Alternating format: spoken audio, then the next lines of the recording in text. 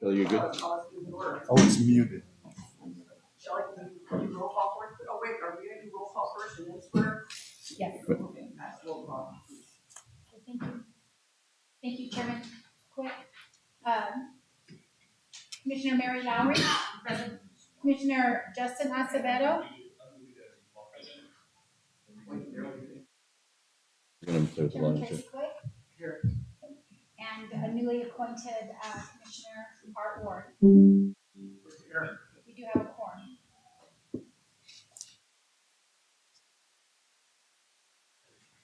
All right, so then the first thing that we're gonna do actually is the loyalty oath for Art Warren. Yes, thank you, Chairman. Thank you, Shelley. You guys get to come on down. You, well, the new member, so. Mr. Warren.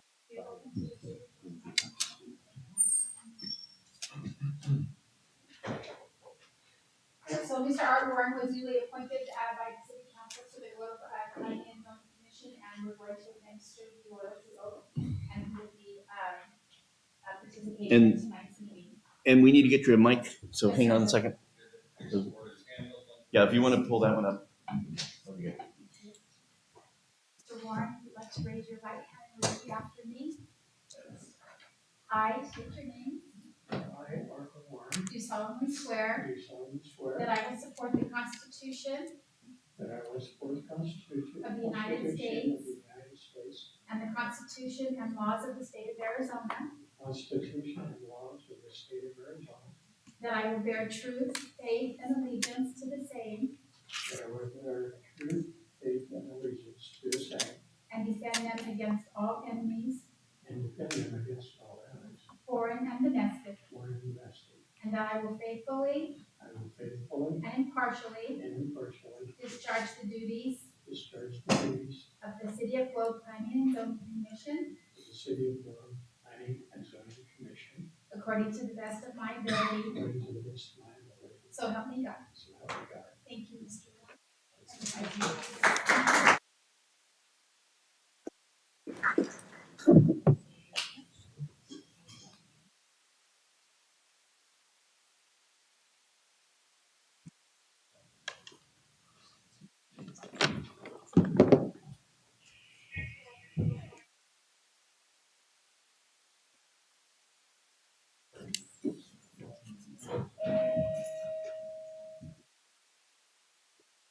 Okay, with that, we're gonna go now. I think, is there a new copy out there on what order we're doing stuff in? Because I'm still working on it.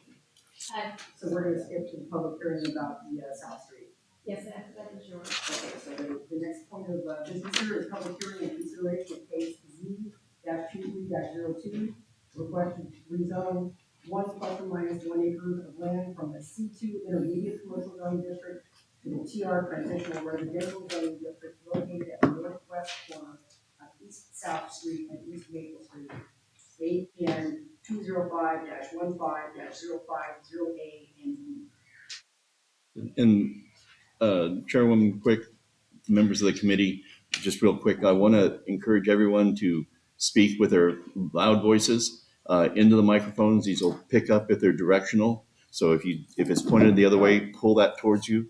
And I know sometimes you have a couple of them. Okay, you do have one there. And then to the members of the public, this is being broadcast or streamed on Facebook and what else? YouTube. Okay, there it goes. Anyways, so make sure if you want to speak, and there'll be a portion where everybody will have a chance to speak. We have the mic set up. You can go back and forth, but clearly into the mic, get close. We want to make sure that it's all captured and everybody is heard that is listening remotely. Am I miss anything? I think. Sounds good. Okay, so just the mic warning. Let's all be heard. Well, and here we have the train. Thank you. Thank you very much, Madam Chair, Commissioners. Appreciate you hearing this item tonight, holding this public hearing. Before I get started, I'll just quickly maybe lay out what the process for this discussion, just so everybody understands. I'm Dana Burkhart, I'm the zoning administrator. I basically administer the zoning code. So I will be making a presentation on behalf of city staff in the city. After that, the applicant, may get up and make a presentation as well. And then after a question and answer with Planning and Zoning Commission, they'll open up the meeting for public hearing. That's when all of you get to step up to the microphone, state your name and address very clearly, like Paul said, and then your statements that you wish to make. We like to hold statements down to 3 minutes, but as long as we're not repeating anybody or being duplicative or extending that conversation, things that have already been said, obviously we want all new information that you have available. So then after that, they close the public hearing, and then the P&Z finishes their question and answer possibly, and then possibly takes action. So that's how it goes. So with that said, Dana, Chairman Quick, read the rezone results feed into the meeting. okay. And then, Madam Chair, if you could please read this agenda item. I know we moved on from agenda item number 1. So if you, yes, agenda item number 2 is where we're at. Okay, so Four. one more time. Public.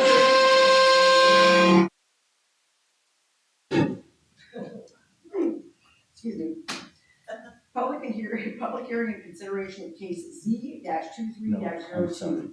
A request to rezone plus or minus 1 acre of land from the C2 Intermediate Commercial Zoning District to the TR Transitional Residential Zoning District located at the northwest corner of East South Street and East Maple Street, APN 205-15-050A and B. Thank you very much, Chair, Madam Chair. So that is the first agenda item. We're moving to the second agenda item. So if you could go ahead and move to your agenda. We're skipping the zoning, and we'll come back to that item at the end. So sorry. Yeah, I just That confusion. All right, so we're Apologies. straight to Motel 6. Okay, Correct. sorry about that. Public hearing and consideration of case number UP-23-02, a request for conditional use permit to allow the change of use of up to 60 motel rooms to be utilized for dwelling units in the C2 Intermediate Commercial Zoning District pursuant to zoning code 14-5-11 B3 and H for the property located at 1699 East Ash Street, Assessor Parcel number 205-15-013B, AKA the Motel 6. Dana? Excellent. Thank you very much, Chairwoman Quick.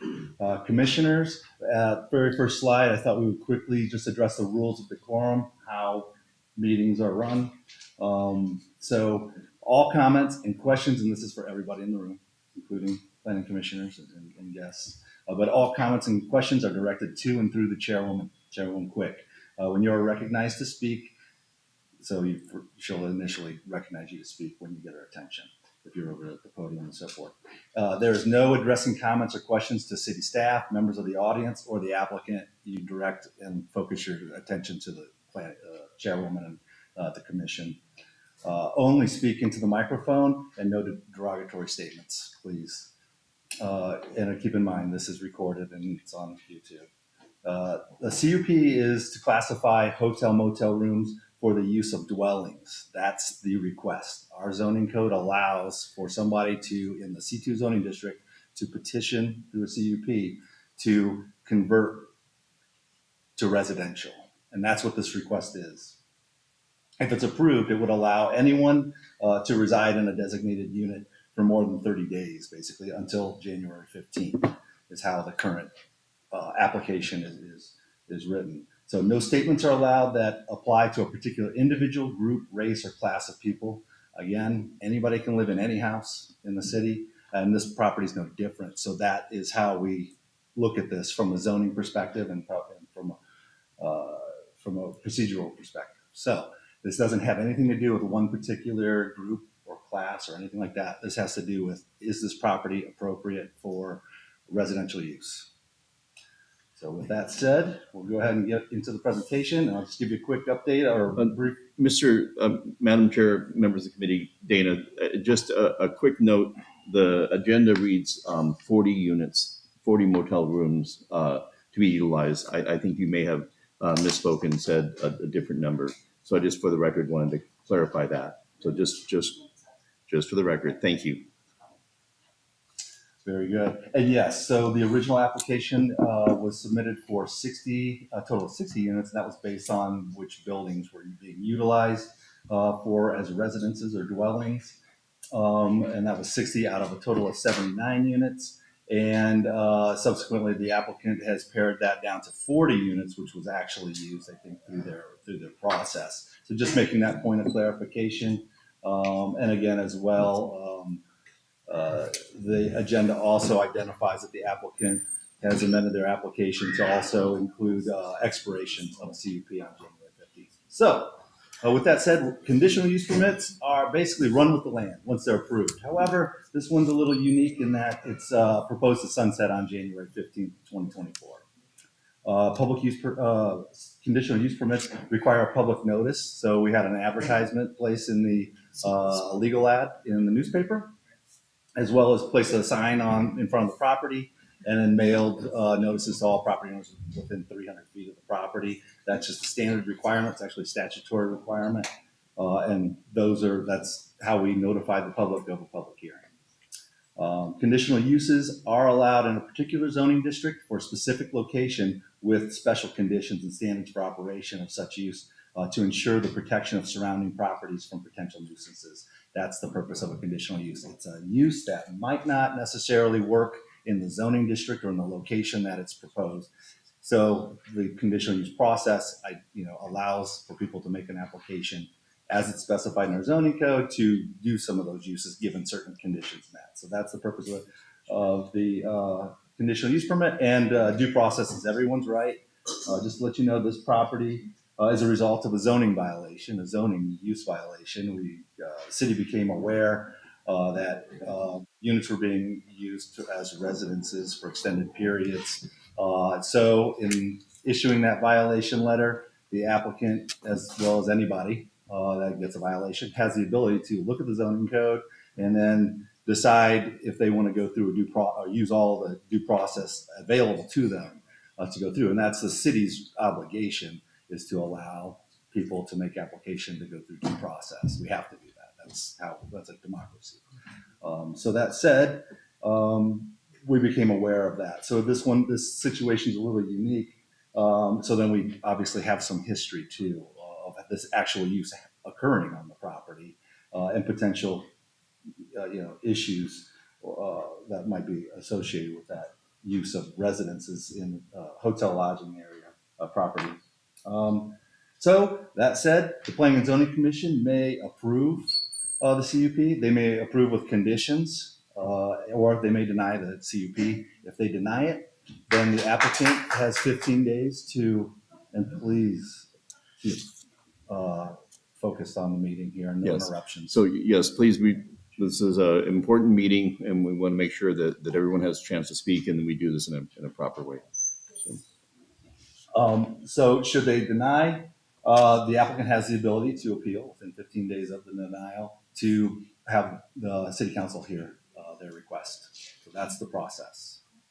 And then the city council has the ability to approve with conditions, or deny the request. So that's what a conditional use permit is and what we're discussing this evening.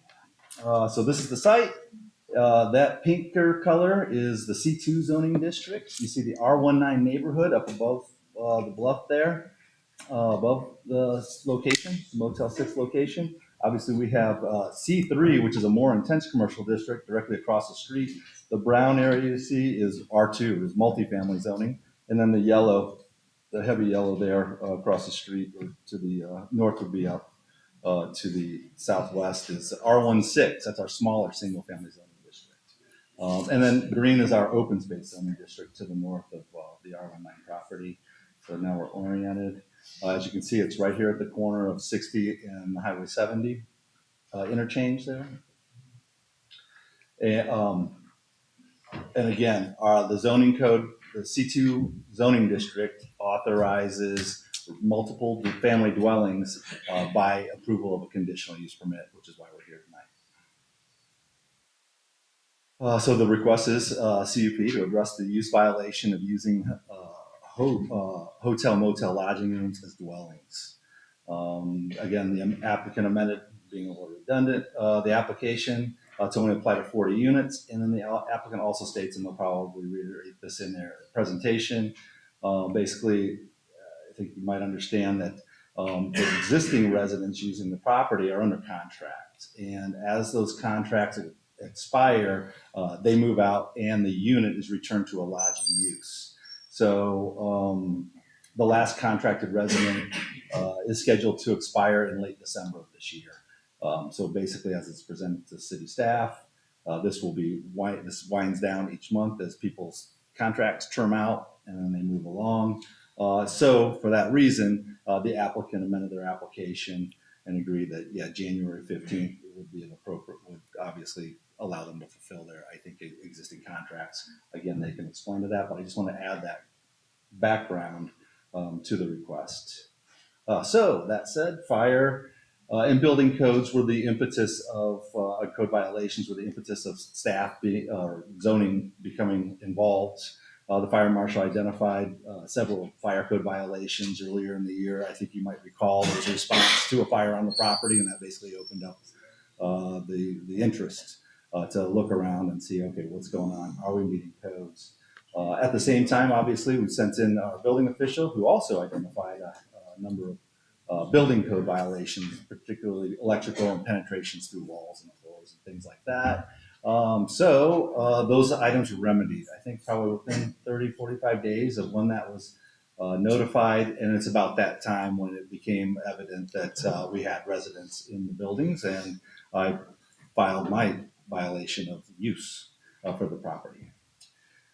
Building code, moving on, traffic has, in staff's review, has had become an issue.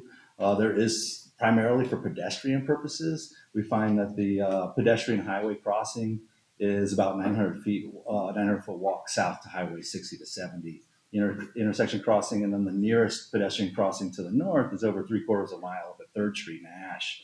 And so we recognize these are typically lengths of walks that people don't like to do, particularly in the summer. So when we're looking at properties and their appropriateness for residential, we want to make sure they have some amenities like sidewalks and access to things in their neighborhood and around them. And we do recognize that there is a challenge, particularly when we have a lot of food and business across the street. We've had evidence of people running across the street and creating an unsafe traffic condition. So we do recognize that there's clearly a pedestrian traffic issue with this property.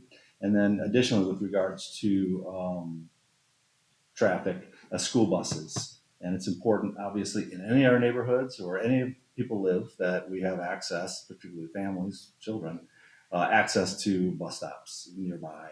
And in this situation, the bus cannot pull into the property to pick up. They actually pick up, and they can't stop on Highway 60. So they park about a 1/4 mile north at the Denny's, from what I understand, to pick up children. Now, obviously, that's probably not an ideal walk, but that's the scenario that this property is in with regards to providing access to school for school-age children and school buses. And then I'm not sure if the Copper Valley Transit stops at the location or not, but it would be a good idea. So public safety, our public safety is directors are here, or chiefs are available to respond to any questions you may have. But I'll just point out that we have been notified from the police department that there was an increase from 86 calls in 2021 to 155 calls to the property in 2022. And then in 2023 so far, they've apparently received 56 calls for service. I think in your staff report, I maybe just kind of give you an idea of what some of those calls may have been associated with, but we can't definitively identify that right now in terms of what, how many calls for what and so forth. So, and then emergency service calls increased or doubled in 2023 from the 2019, 2020, and 2021 scenario. So for some reason, there's definitely increased demand for service. Hard to say why, without really dissecting and getting involved, or more involved in the numbers. But those are notable increase in calls of service from our other city departments. And then we're getting close to the end here. Public outreach and comment. Obviously, staff has provided all the written comments received to date. You have an idea. I won't get into any of the details because I'm sure we'll hear plenty this evening with our attendance. So after the presentation, initial P&Z discussion, Q&A, Madam Chair, you'll open up a public hearing to receive testimony from the members of the public. So with that, staff is recommending approval.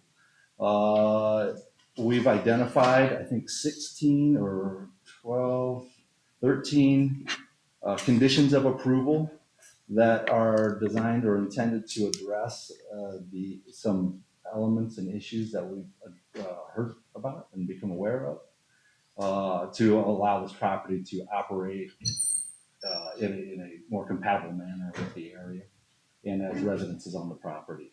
So with that, I won't go into all of them, but I'm sure we'll be touching on them as we go through our discussion. I'd be happy to respond to any questions you have.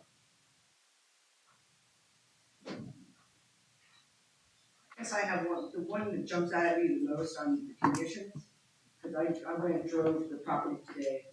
And we're in, on number 12, where the gate is secure all pedestrian and vehicular access to adjacent parcels to avoid additional degradation of hillside vegetation and trespass on the neighboring properties. That looks to me to be a very expensive proposition. So, like, if they, in fact, were gonna do it, how long would they have to do that? Would only looking at a 6-month window before this contract ends? We would meet with the applicant. I definitely think it'd have to be accomplished within 30 days. Obviously, there needs to be some time to do that. I see it as more of probably an iron fence, a wrought iron pool enclosure, if you will. They could be up to 8 feet tall. Yeah, so that's the best I can give you there. But again, it's clear what that purpose of that fence would be.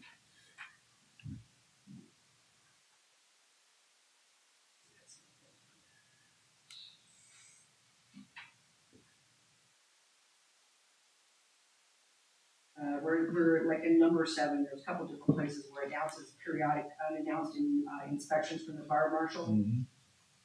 What does periodic mean? Once again, we're only looking at 6 months. So, normal procedure, I would say periodic might be every 6 months, and so you wouldn't do it again.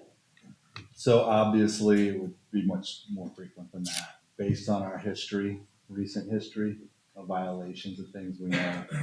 Again, they'd be unannounced at the owner's expense, but whatever we deem our chief of police or building official deems is appropriate.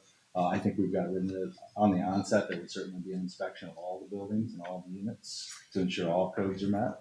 Currently, I'm not clear that we have been able to get into every building over there that's occupied or except for just the occupied ones. So with that, it would be up to the city's discretion on when we do those inspections.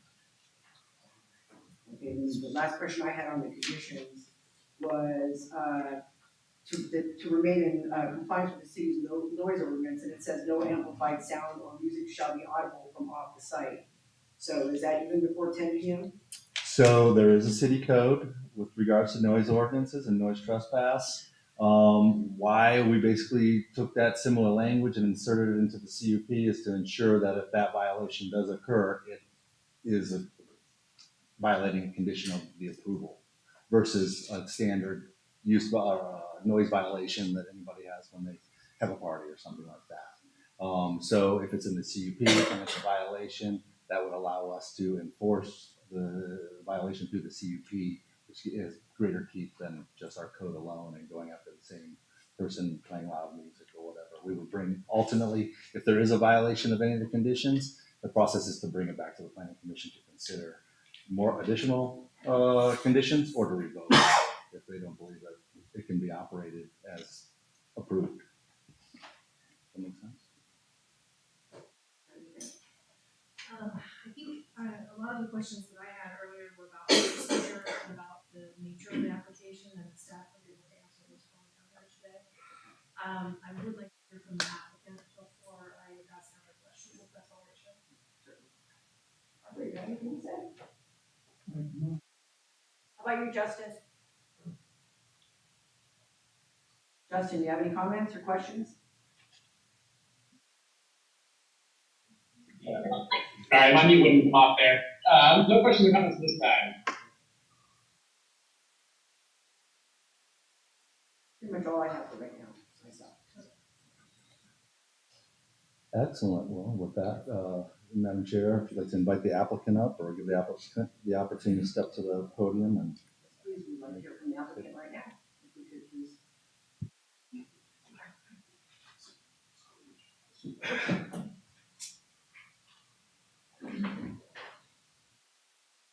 And pull that mic around and speak right into there, yeah. Okay, Thank you. Good evening, Commissioner.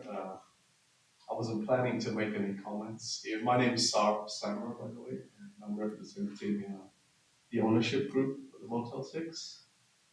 I just really wanted to say that this is maybe this point has been brought up, but this is a temporary program and it's tapering down right now. I think there are only 40 rooms being used for this purpose. And each month there will be about 4 to 10 of these rooms kind of leaving. There's a limit on how long they qualify for the program's benefits.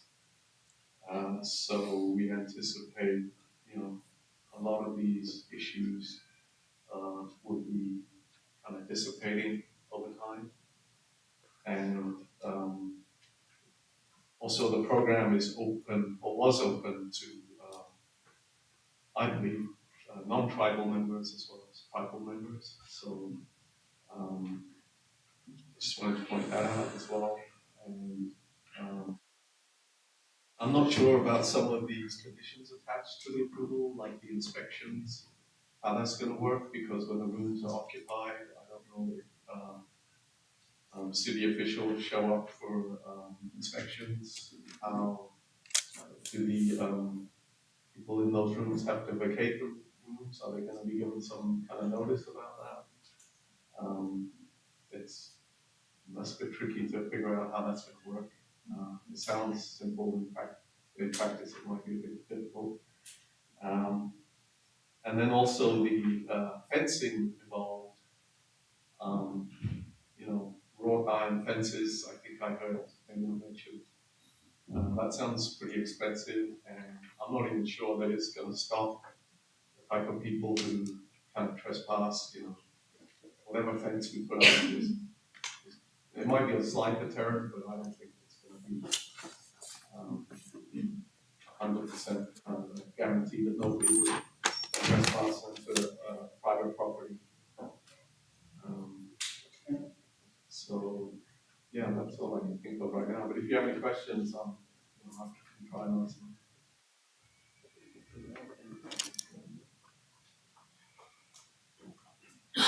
As I understand this program has been going for some time. It was a contract that was agreed upon quite a while ago. Is that fair to say? As far as I'm aware, there's no contract. It's just people who qualify for the program. They're eligible, so they can come and stay with us if they qualify on a weekly basis. Their qualification, I guess, is renewed, and then we bill the tribe, and the tribe pays through whatever funding they're getting, and so that's it. I mean, it's kind of a direct billing stay, I guess we call it. There's no guarantee from us that we would continue to kind of honor the contract. Okay. And Motel 6 is a national chain, right? Right. It's not their first rodeo to have enterprises ask about long-term stays. So when they were approached by, in this case, the tribe, to house people semi-permanently, did they already have guidance from maybe the corporate office on how to handle those types of requests, or did they just accept it with no research? They haven't said anything, They haven't said that this is, And by they, do you mean the owners of the hotel that you represent, or do you, of this particular franchise that you represent, or do you mean the corporate office of Motel 6? I mean, the franchise, like, G6 franchising is the ones that Motel 6 is under, so they haven't sent out any guidance as far as I'm aware to the hotel chain saying that these programs are forbidden or anything like that. So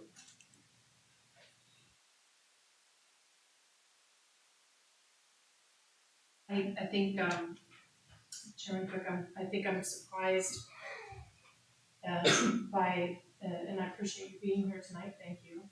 I'm surprised that the applicant is not ready to speak to how they plan to implement the changes that are in here. It seems like this is just a quick fix to a problem that has been brought to y'all's attention. And there's not really a lot of thought on why it's an issue and what damage it's causing to the community or what risk it's causing to the community and how to fix it. It just seems like, well, let's slap a Band-Aid on it. So I think I'm trying to understand what kind of real investment you have in the application that you have put into tonight for us to review.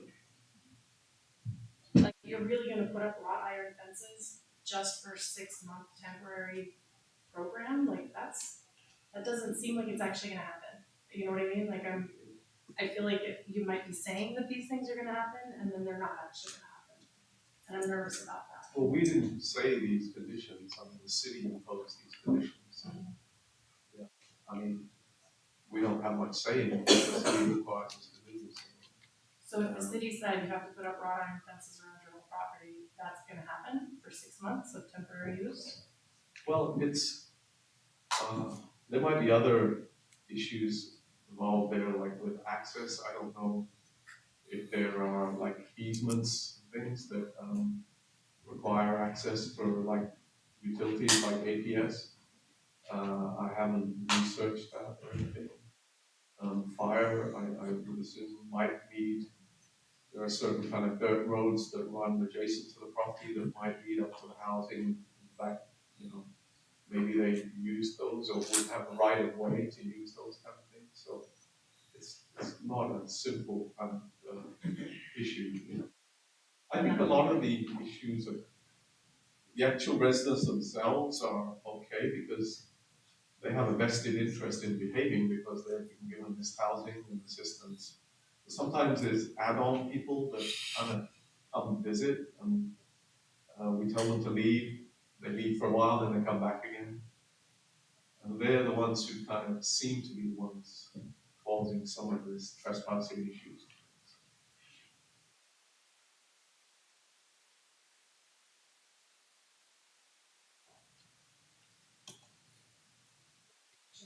Anybody else have any questions for him?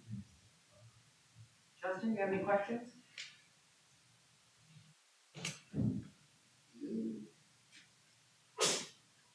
Leslie? Okay. Anyone else here?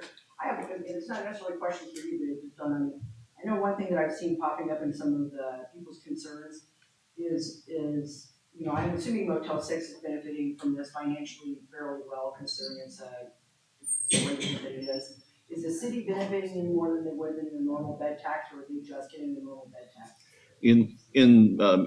Madam Chair, members of the commission, as a transient residence and hotel lodging, we collect a bed tax. We also charge a regular sales tax. And so when the condition, the way it is right now, we are getting the normal taxation we would for rooms being filled in any other location.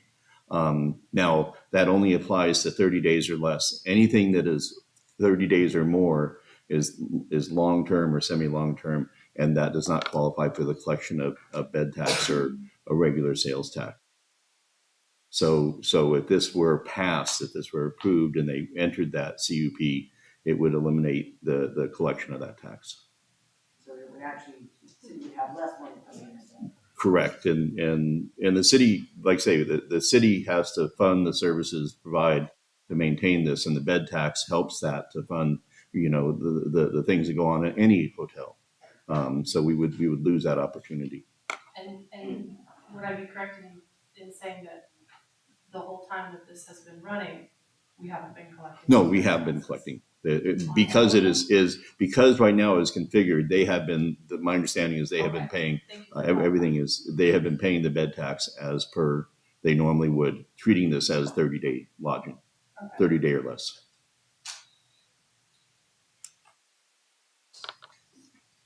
Any more questions for us?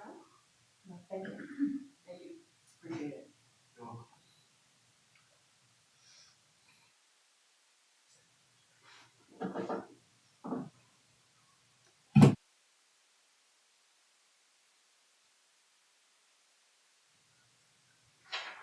At this point, we've got the applicant statement. Do we have any other questions we want to do, or can we go on to our public hearing? Please go ahead. Ready? Right, we're gonna ask Terry Rambler to come up and speak first. And we need to first open up the public hearing. Oh, yeah, So, right. Madam Chair, if you want to strike the gavel and say the public hearing is open. And you're representing Terry Rambler? Yeah. Yes. Please. Just one of that one. Yes, right there. Please remember to state your name and your address when you speak into the microphone. Thank you. Madam Chair, members of the commission, Mr. Brethart. My name is Alex Ritchie. I'm an attorney for St. Carlos Apache Tribe. Mr. Rambler, Chairman Rambler, extends his regrets. He's caught up in traffic, won't get here on time. Asked me to read his statement and to answer any questions that you may have. I heard a few, and I think I can answer some of them. This letter reads, on behalf of over 17,000 members of the St. Carlos Apache Tribe and the St. Carlos Tribe's governing body, I support the approval of case number UP 2302 to allow the change of use of up to 40 motel rooms at Motel 6 to be utilized for dwelling units. As the city of Globe knows, the tribe played a central role in controlling the spread of COVID-19, working with the city of Globe, Gila, and Graham County, and our healthcare partners. Together we survived the pandemic. Our economy is now working again, albeit with inflation. Employment is on the rise. However, there are those of us who are not so fortunate. Many lost their jobs and homes, including members of our tribe. Thankfully, through the Federal Emergency Rental Assistance Program, the tribe provided about $2.1 million to help those less fortunate with shelter at Motel 6 in Globe through to January 15, 2024. So far, according to Dr. Artemia Hill, who surveyed the Motel 6, since January 2021, some 100 families and adults, including 30 children and 30 elders, have stayed there. Most important, with shelter, they were able to attain stability. Otherwise, most would have been on the streets in Globe. Many benefited from the convenience of services available within a 2-mile radius of their rooms, which was especially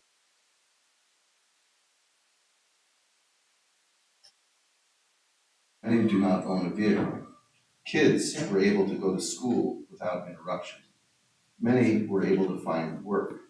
Others found their own housing, training, healthcare, rehab, and counseling. The tribe could not have accomplished sheltering as so many without Motel 6. Our own Apache Gold Hotel simply did not have a room or location, while Dream Manor is completely occupied by medical staff for the St. Carlos Apache Healthcare Corporation. We commend the owner of Motel 6 and its manager for the services they have provided to our members, who found the rooms clean and most enjoyable. The conditional use permit for Motel 6 will allow those who are most in need to continue their search for their own housing and jobs.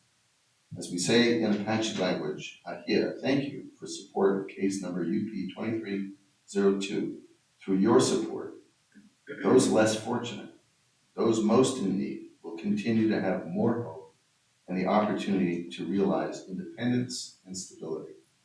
So that was his comment.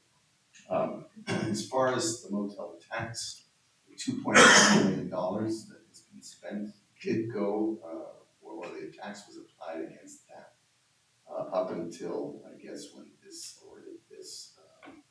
CUP passes. As far as the folks that are in there, some are from Globe. some are from the reservation. How did they lose their homes? Well, when you lose your job, you can't pay your rent. And even down in San Carlos, we have homes, we have housing, and if you can't pay the rent, you're out. It's most unfortunate. It's what happened throughout the country. COVID-19 was responsible for that. Most of those folks that lost their homes, they worked in the mines, they worked right here in Globe. And they, like many Americans, faced a tragedy of not having a home. Those 30 kids, they found stability at Motel 6. They were able to go to school. There are many, many people, as the chairman said, who are able to get programs here in Globe. The tribe has been providing social services. I don't see the social director. To everybody in that Motel 6. Those range from job training, assistance for housing that they could get right here in town, for those who want to stay for to medical services and other services. So to the tribe, this Motel 6 was a vital resource. Without it, we're looking at probably about 100 people that will be out on the streets. We don't have any place for them. And that's a tragedy. Those 30 kids, where are they going to go? Those 30 seniors, elders, where are they going to go? I heard about the public safety record there. To my understanding, because Chief Benali and Chief Moses from the fire department and police department respectively, they have good ties with the police chief here and with the ambulance services, and we understand that a lot of those folks, those responses were for medical issues. Remember, I said 30 elders, and they're not near the reservation. They had to get transported back down to the health clinic at the emergency room down at the corporation. So in a nutshell, that's the picture that I'd like to draw for you. Thank you. If you have any questions, I'm happy to answer. Yeah, I actually do have one question. If there's, I know that there's got to be at least some housing and everything out on out San Carlos that might be available. Is there any reason why this money isn't being used to help them live there? The federal government is tricky. That's what I can say. We do have housing. That housing is full. We also have, on average, just to give you an idea, 3 to 4 generations living in any one unit on average. It's all the way up to a great grandpa. It's a lot. And on average, in a house, we're talking about 12 people. The housing that we have, the federal government has regulations that talk about everything from rehab to building new units. And I gotta tell you, I'm not one about regulation, but those regulations really need to be cut back. It's a real hindrance for the tribe. We can't build, for example, container homes because the federal government won't let us. In order to do that, we have to raise money from other sources. Do you have any questions? Arthur? Questions? Justin, any questions?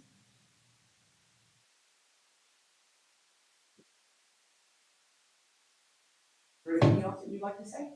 No, ma'am. I would thank the commission for entertaining this CUP.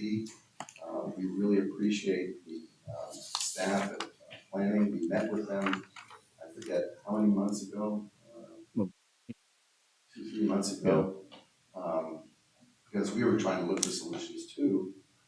We looked at other buildings in Globe to purchase. We were behind the 8 ball on that one. Apparently, they were all taken. But I had looked at developing property here. Let me just remind you on that. A lot of folks in the audience don't know, but the tribe is really more than just a government. It has enterprises. We do about $350 million a year. We employ around 2,500 people, and there's about, as I understand it, a multiplier effect right here in Globe, which is, I understand, 3.2. So for every, job that we have there, we've created 3.2 right here in Globe, and also down in Safford and Natchez, and all the way up through Miami and down to Superior. And so we look forward to the partnership with Globe. We really do appreciate Globe and all it has to offer. And we are part of the economy. Okay, thank you. I really appreciate the opportunity.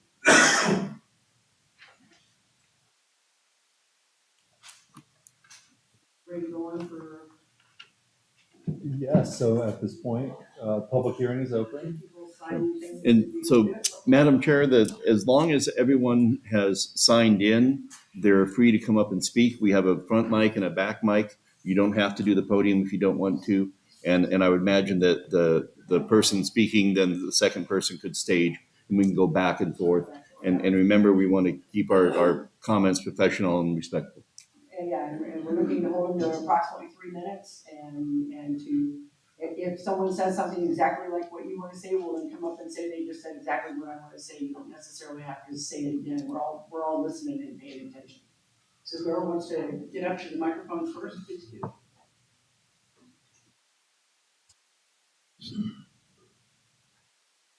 Go ahead.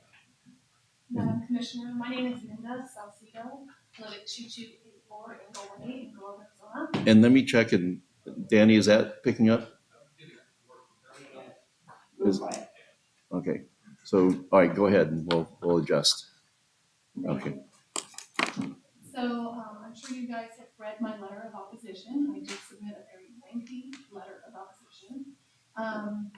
My number one concern is safety and the crime.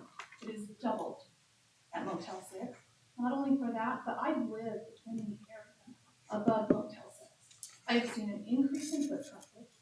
My neighbor has called for public service, and the dispatchers have said, well, are they doing anything?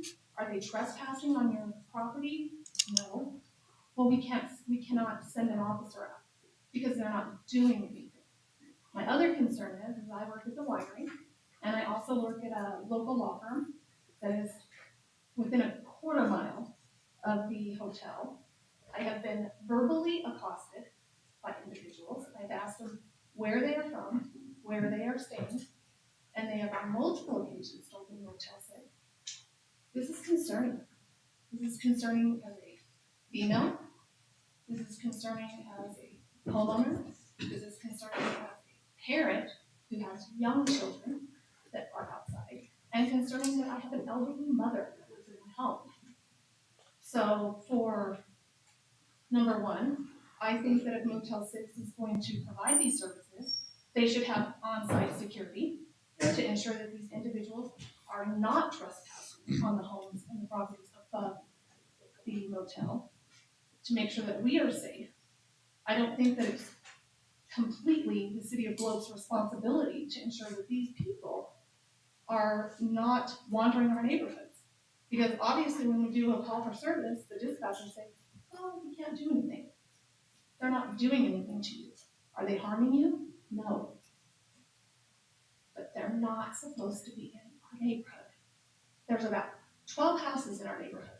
We all know who lives there. We all know who drives away. We watch out for one another. So this is very, very concerning. It has nothing to do with ethnicity at all. So I would really, really hope that you would consider every detail that I put in my letter.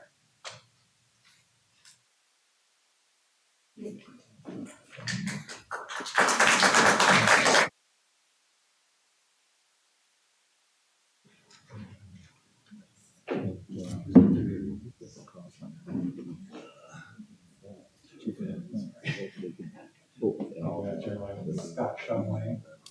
Live on Cecil Circle, We'll 2352, see. and been there for a number of years. And go ahead and pull that mic up a little bit so we can. I guess I'm too tall for this. There, that's better. Now we can, I think. There, mobile here. There you go. Just my opinion here. I think we've got. I appreciate the owners of the property, trying to help out the tribe. I appreciate the situation the tribe is in. It's a tough spot to be in. My understanding of zoning laws is that it's helped us. They're there to help us all be good neighbors with each other. And to me, in my opinion, is we all have invested in the area and have properties there, and we plan based on who our neighbors are what the properties are being used for. And I think probably the major concern, I can't speak for everybody, one of my concerns is that we're now changing the game here, and now we're going to turn what should be a fairly nice, commercial property into a resident, basically low-income housing project. And I think that's really what is on everybody's mind. The property owners, in my opinion, personally stayed in the Motel 6. I don't know anything about their financial statements, but of the hotels that are there, the Best Western and the Days Inn, that one looks the worst. I just hate to say that. There's really little no maintenance. There's the landscaping is horrible, and you have an opportunity. I would, posit this here. This is probably the most visible property in Globe. You got the intersection of two major state highways there, and you got what, in my opinion, is kind of an eyesore sitting right there on top of all that. So to give them an out, so to speak, I really doubt they can even meet the requirements of the conditional use. So I think we're just inviting, the tribe doesn't seem to have a solution how to fix it long term. The hotel doesn't seem to have a solution to fix it long term. I think this city, in my opinion, is inviting just more and more unanswered questions, and this could just go on and on. And I think the city's just going to get entangled in a big army mess here. So I would encourage you to not authorize this zoning that's been going on by default already, and to really think about, what the local residents around the areas want and kind of long-term effects. I don't see any solution from either parties involved here, with the tribe or the property owner. And I know there's a lot of residents that aren't real happy about turning into a housing project. So appreciate your time. Thanks so much.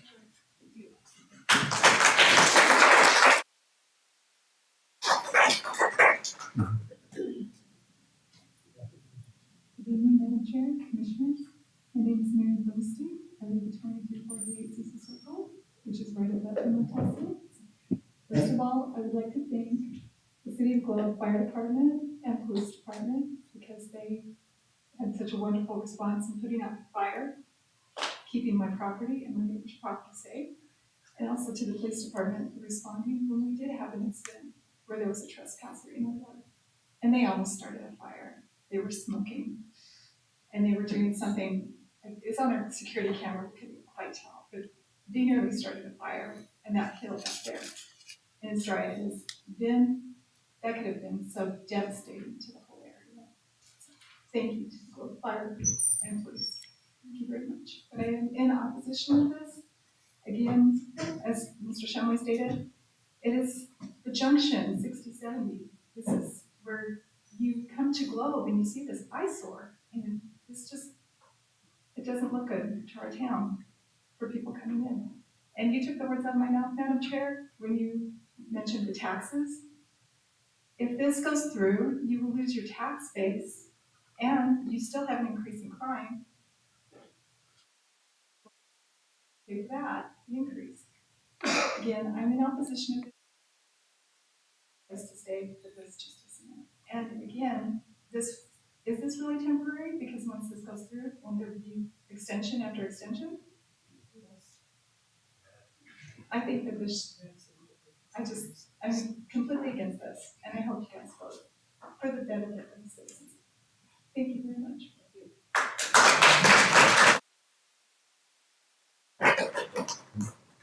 And Madam Chair and members of the committee, I think that we may have, at the end of all this, have a chance. I think you may want to have a couple of closing comments, and if it's okay with everyone, the Attorney General have that opportunity at the end.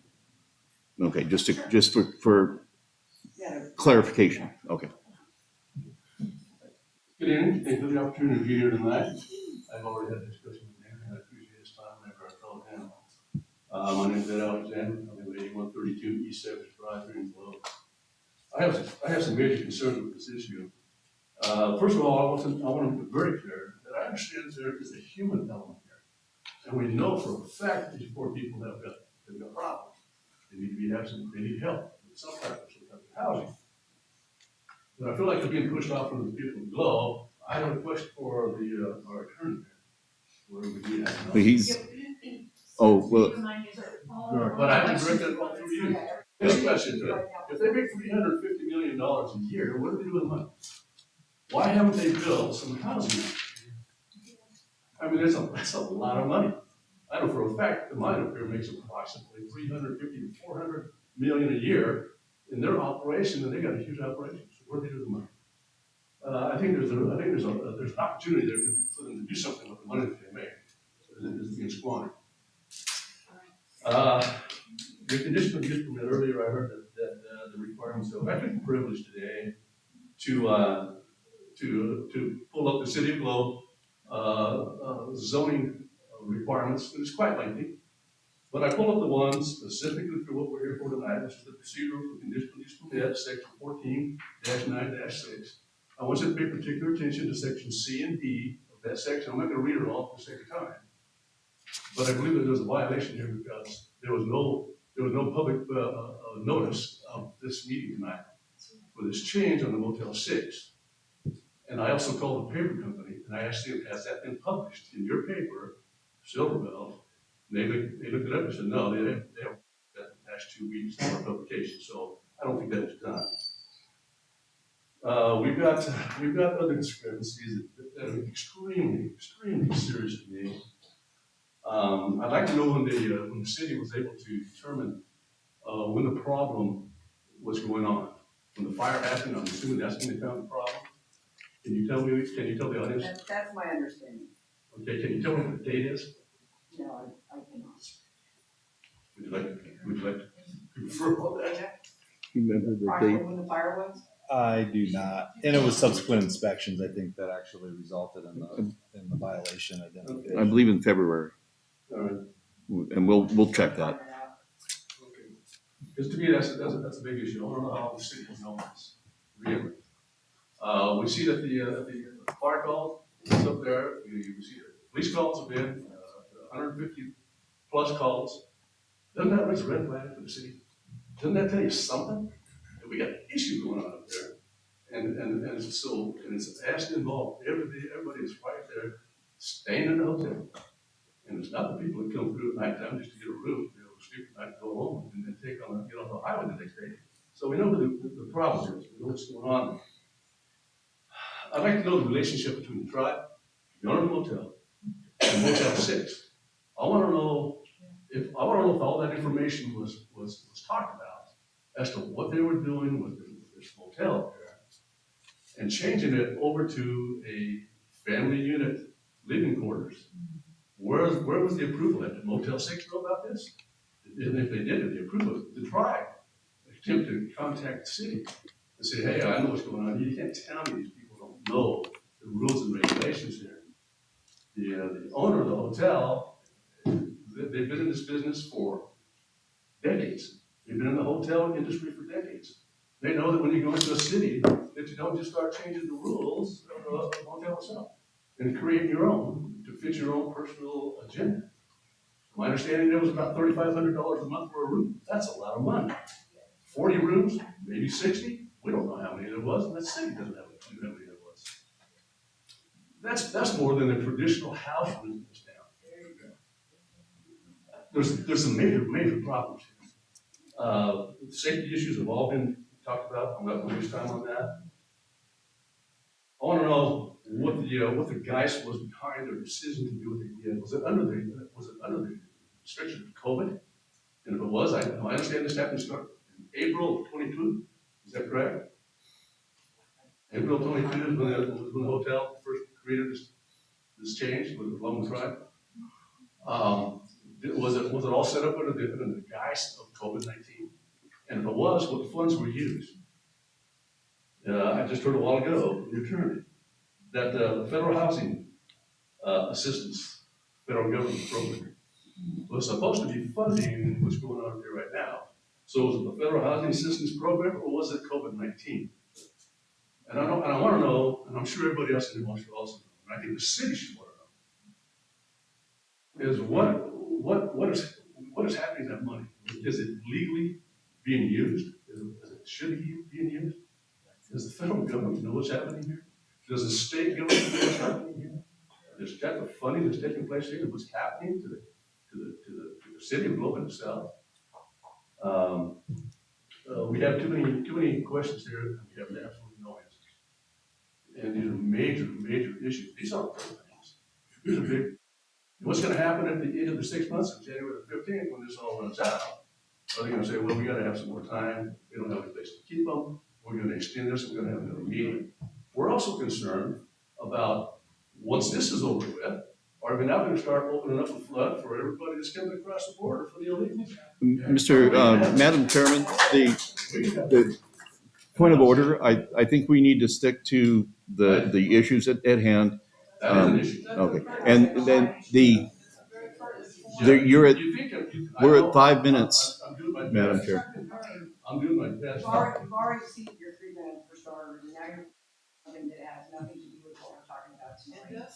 So I'd ask you to please stick to what we're actually talking about tonight. Okay. First of all, I want you to know that I'm not being prejudiced against this group, organization, or association. I'm not that way. I'm very fair in everything that I do in my life. What I've seen so far, this has not been fair to the citizens. It has not been fair to the taxpayers in this city, also the state, also the federal government. I believe this money is being mismanaged tremendously, and I believe it's all being done with capital gains, and I strongly recommend that a solution happens. It's not going to be easy. It's going to be difficult for this organization here to come up with a good answer. And I understand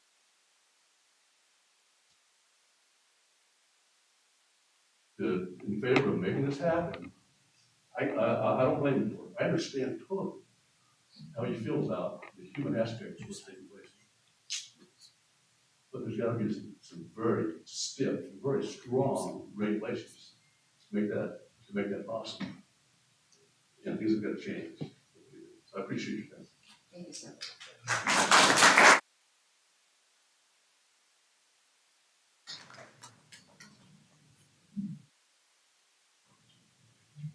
Madam Chair, members of the commission, I'm keeping the time. When we get past 3, I'll just hold it up, and it's your call.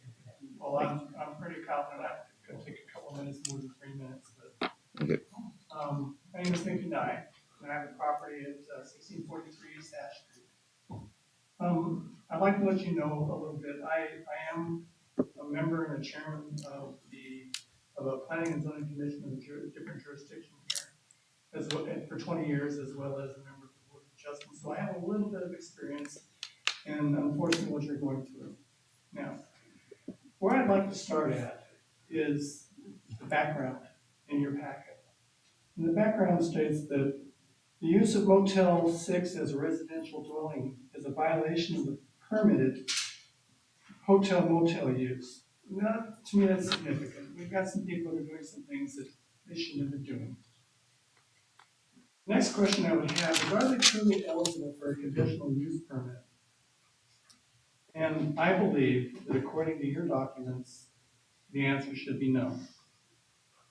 No conditional use permit shall be given for use which is not listed in this chapter, it's 14.9.6D, as a conditional use in particular district in which it is proposed to be located.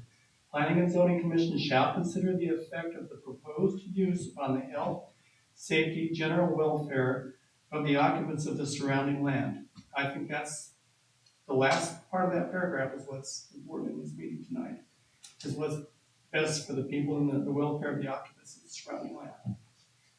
This has nothing to do with who's residing at Motel 6. It strictly has to do with what's going on with the ownership at Motel 6 and its zoning requirements.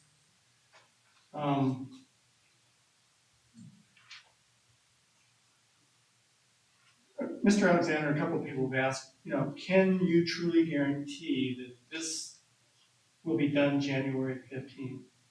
I believe that also according to your guidelines, if there's a violation at the property, the owners of the property, and this is section F, habitual offenders, they could take 6 months just to get a hearing, and it could take up to a year to get resolved.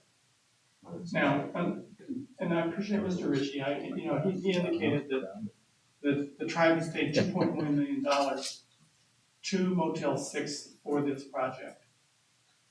To me, that ought to be enough, that if it was me and I had to be given some conditions to keep this thing going for 6 months, it wouldn't be a hard decision for me to make that decision that I would do it. One of the problems that we as homeowners have is that when we buy a piece of land or somebody near us buys a piece of land, they generally have the presumption that they can do what they want to on their land. And in our world, that's not the case. As was spoken to earlier, we generally buy a piece of property knowing the neighbors, knowing the neighborhood, knowing the zoning, knowing what's going on. And when people come to a group or a commission like this to make a decision of a change, not only do you need to take a look at what the rules are, because you could be sued one way or the other, and people have been, but the greater good of the community will determine what somebody wants to do on their property. And you can prohibit Motel 6 from continuing to do what they're doing because it impacts the neighbors, it impacts the neighborhood. We've heard about the police. It surprises me that we can be told that the cases have gone from 86 to 155 or some number along those lines, and yet we can't, in your report, get kind of a detail as to what the kind of cases are. I don't think you have enough information, truthfully, to really go much farther with this other than to deny it. I'm also bothered by the fact that you've only got one recommendation, and that is to support this. You should have recommendations to deny it. You should have recommendations to either table this. This shouldn't be staff saying, well, we're going to lead you down this path because this is where we want you to go, rather than listen to the group and move forward. Just by having only one motion kind of makes me want to feel like you're being led down the path and we don't count.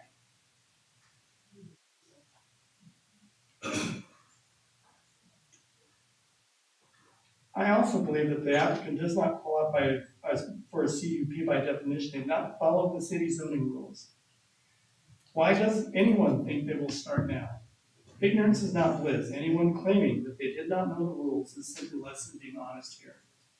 I am asking you to deny this CUP. And thank you.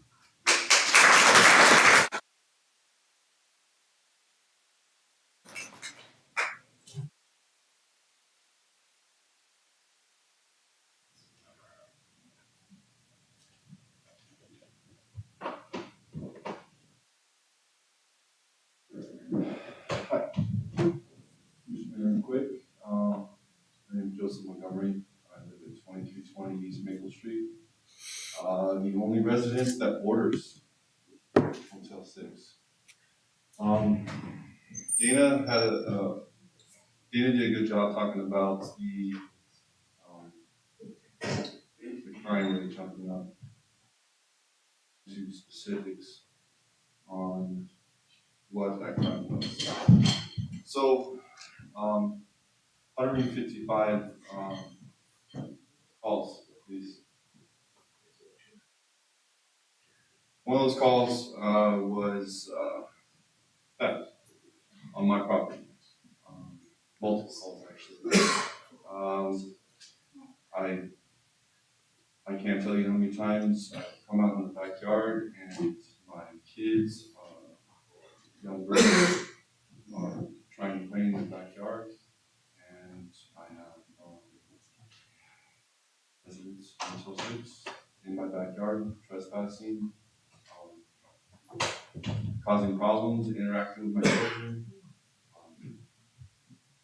I've had my shed broken into, had my son's bike stolen, used in a armed robbery, and taken back to the reservation. Took us 6 months to get my son's bike back.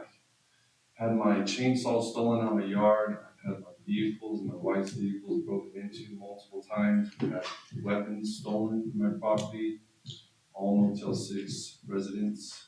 I had a Motel 6 resident come up and break into my house. I had to push them out. So, ever since this started, my family and I have been great. it's unacceptable. As last speaker just said, it's to the, this, we should be taking into account the surrounding residents, and I am a surrounding resident. So yes, this is unacceptable. The fence, I mean, like, I mean, if I had someone moving in next door and we have to put a wrought iron fence around them, I mean, forgive me for being worried, and I mean, the owner said himself that he doesn't know if he can do it, and even if they did do it, he doesn't think it's gonna work, right? So,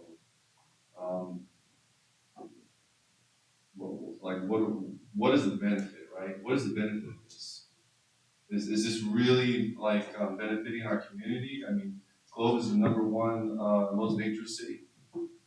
On and off between Tulsa for several years now. I mean, we should start thinking about what benefits Globe and how are we going to get back to reducing crime rate. And I mean, if we're in this situation and we've doubled crime rate, does that benefit Globe? I mean, we're here in Globe City Hall. These are Globe residents speaking to you. So we need to do what's best for Globe. We all sympathize with what's going on with San Carlos and those people. But this is not the solution. So I strongly oppose this. And I thank you for your time.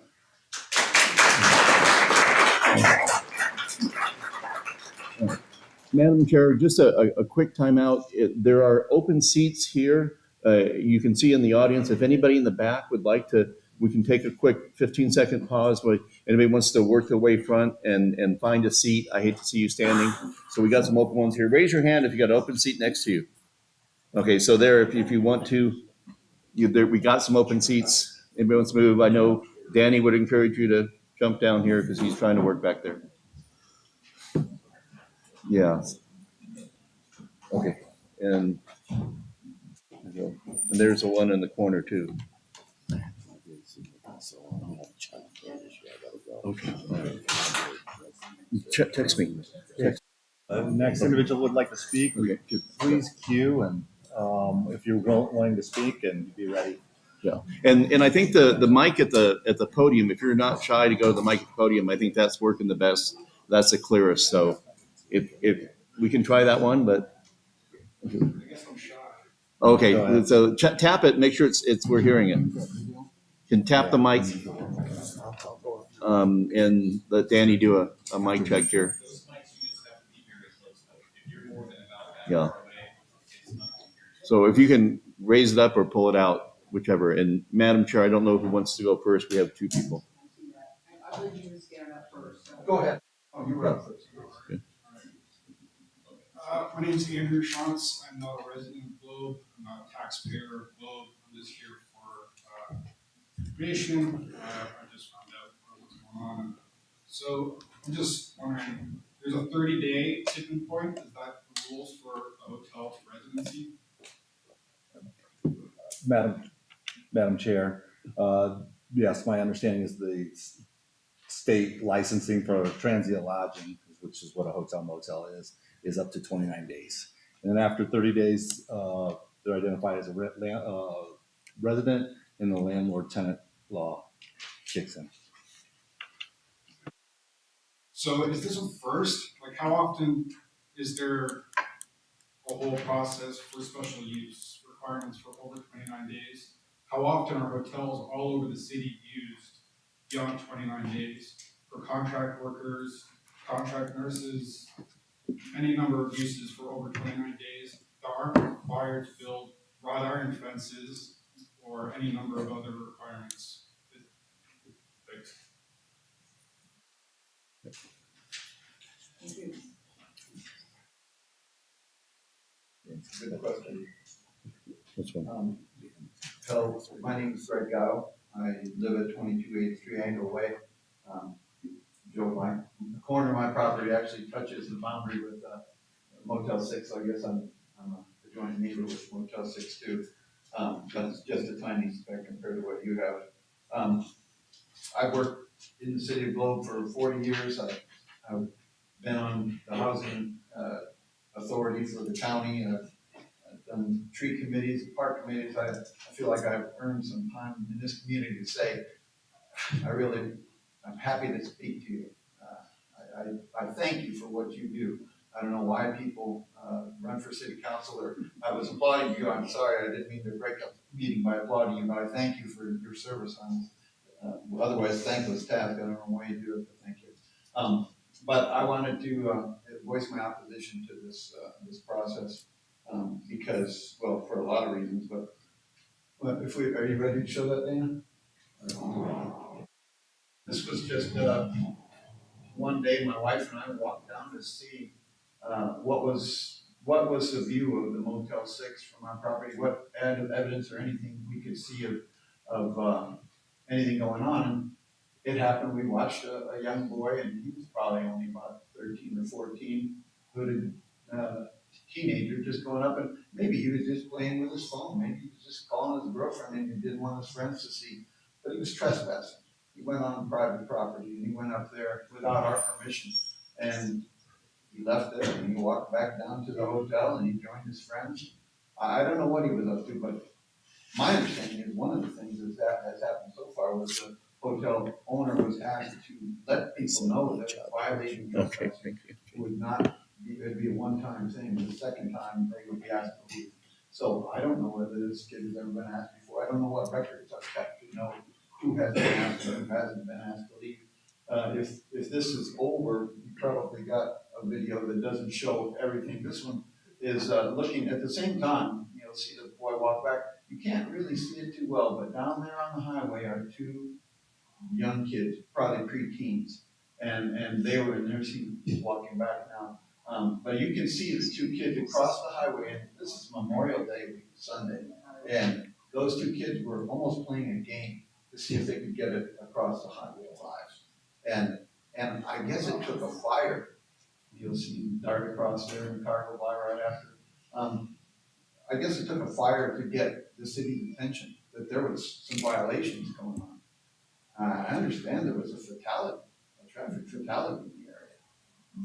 I recall a traffic fatality back in 2002 from an individual who was killed on that stretch of highway. And it's tragic. It's not just tragic for the family of the lost loved one, it's tragic for the driver.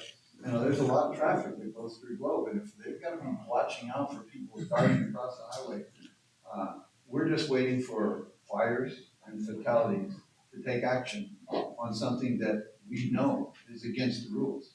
And if the manager, and I thank you for investing in our town, I appreciate that. But if you really want to just make Globe a place where anything can go and anything can happen until you're caught, and then you have to be enforced upon. Then you have to come down on and say, hey, we've got to work something out. Well, I've got long-term contracts. Well, I'm sorry. I'm sorry for those long-term contracts. Those long-term contracts were let out under a federal government procedure that is for dealing with rent that is in arrears because people lost their jobs on the pandemic or whatever. Those landlords on the reservation, I assume, are entitled to some money from them that they're not getting. Where did the people live? Do they really qualify? Where did they live before they came to the Motel 6? I think research might show that maybe they're not even eligible to receive this money. They weren't behind in arrears. Where were they living? That's a question I have for anybody that can answer it. There's so many questions related to this that just is just not a good thing for the city of Globe. And I hope for the safety of the people who are living in Motel 6 that you deny that. Thank you.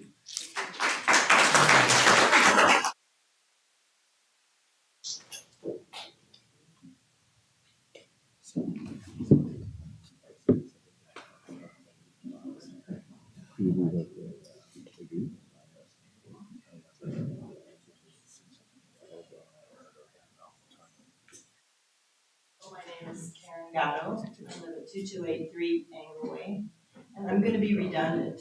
I'm the one that sent you the letter. I'm the teacher for many, many years. And excuse me. I am am so terrified that these children are gonna be killed. I'm gonna bet you that somebody will be killed. And then whose responsibility is that? Is that the city's? Are you gonna be sued because of that? Because I know children. Like I said, I taught for 35 years.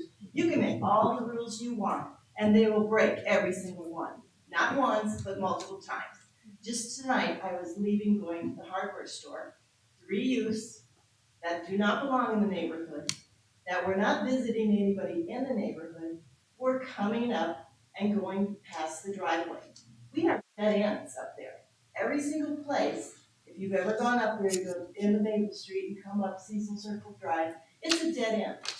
And I think it's a game. It's like, oh, let's see if they're gonna call the cops on us. They were very friendly, I waved, and it's a very difficult situation for everybody that's up there because you don't want to harm anyone and you want to believe that what they're doing is okay, but it's not okay. And like I say, they're children, and the children are the ones that are making these mistakes. And what happens to these poor little kids? You talk about that, Mr. Tribal person, excuse me, after a while, when this is over, then where do these families go? They're more displaced than ever.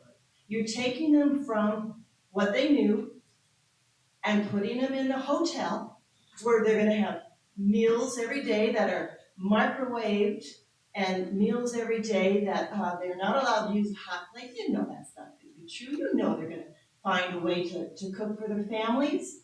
That's what parents do. They do what they can. And so that's gonna be another violation. And we're not gonna find that out. We're just gonna know it. But my concern again is for the children. You're gonna take them from what they know, you're gonna throw them in the hotel for a while, you're gonna make $2.1 million or whatever it is, and then you're gonna send them someplace back? It's not a good situation. Please protect them. Please make sure that they're not killed, because somebody will be. And I don't wanna be the person going to that funeral. Thank you.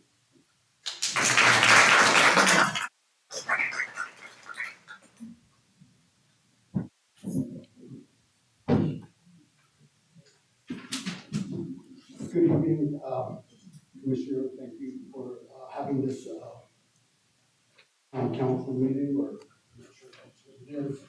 I work with homeless. Please state your name. My name is Tim Gonzalez. I don't live in Globe. I live at 4310 Locomotive Drive in Claypool, and I'm president of the Homeless Coalition of Cobra Valley. And I've also worked with CBI with housing programs that they have.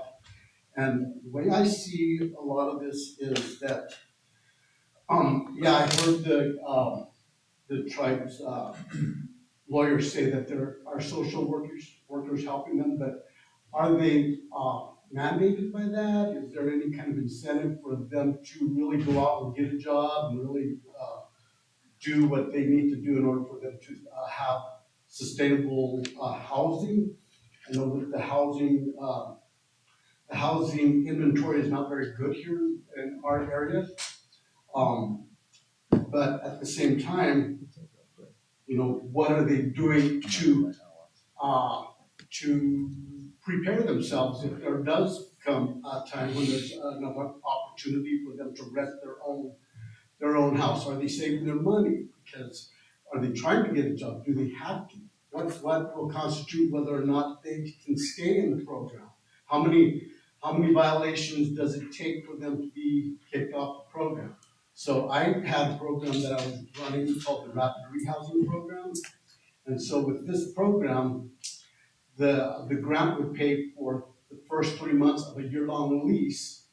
We would pay 100%, then it would taper off to 67%, then 33%, and then at the very end, they have to pay for their own rent. Is there something that would be kind of incentivizing them to get out there and look for their own place, because they're not going to be able to afford on their own a motel room for a month? that's very, that's a lot of money. Another thing is whenever we were looking for, units, we did look into trying to figure out whether or not we could use, motels. They required us, HQS, the Housing Quality Standard, says that you have to have some type of kitchenette or some type of cooking facility other than a microwave. Do these motel rooms have that type of facility? Or apparatus? They also said that there was a no contract between the tribe and the motel. So does that mean if someone found a room at a different motel, whether or not the tribe would pay for that motel room? Because it seems like it doesn't, I learned that there's a place called The Zone down in Phoenix, that all the homeless people congregate. So they had to bust that up because there was just too much illegal activity going on. There was just a lot of disgusting things, smell, everything was just very bad. I'm not saying that this is what the situation here is, but, as the video was saying, these kids are congregating at one place. And when kids get together, they're gonna get each other to do things that they shouldn't be doing, and that's gonna escalate things. And not only that, there is the drug element, there is the alcohol element, all that combined is in one area, and a lot of people, we're talking about 40 rooms, that's gonna cause a lot of problems just right there at the motel, not to mention around the surrounding areas. So after, I think they said this earlier, so after this, January 15th, and, they had their motel paid for all this time, and they didn't save any money, they're right back where they were, homeless. What are the social workers doing in order for them to prepare them for when that day comes? Because, then we're gonna end up with the same problem we had before. They're gonna be on our streets, without anything to do, sleeping on the benches. The main thing that I really want to mention though is about the accountability. It's not right that we provide for any homeless. I rent motel rooms all the time for people that are homeless, but I don't do for more than 2 days. And the first thing is, what's your plan? After you are done, what is your plan? Because they're always coming to me for a motel room. And, I can only pay for a couple of days. What are you gonna do after that? What is your plan? So that's what I feel needs to be addressed also. I'm on the fence because I do want to help people that are homeless. But at the same time, there's gotta be some kind of accountability on their side. They have to meet us halfway. They've gotta be able to, get a job, look for a house. We're at 5 minutes. Thank you very much.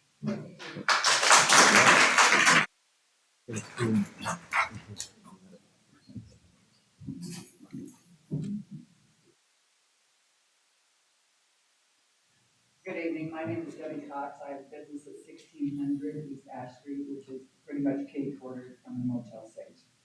So a couple of months back, we noticed that we had an increase of individuals over in our parking lot and trying to access our front door that were intoxicated.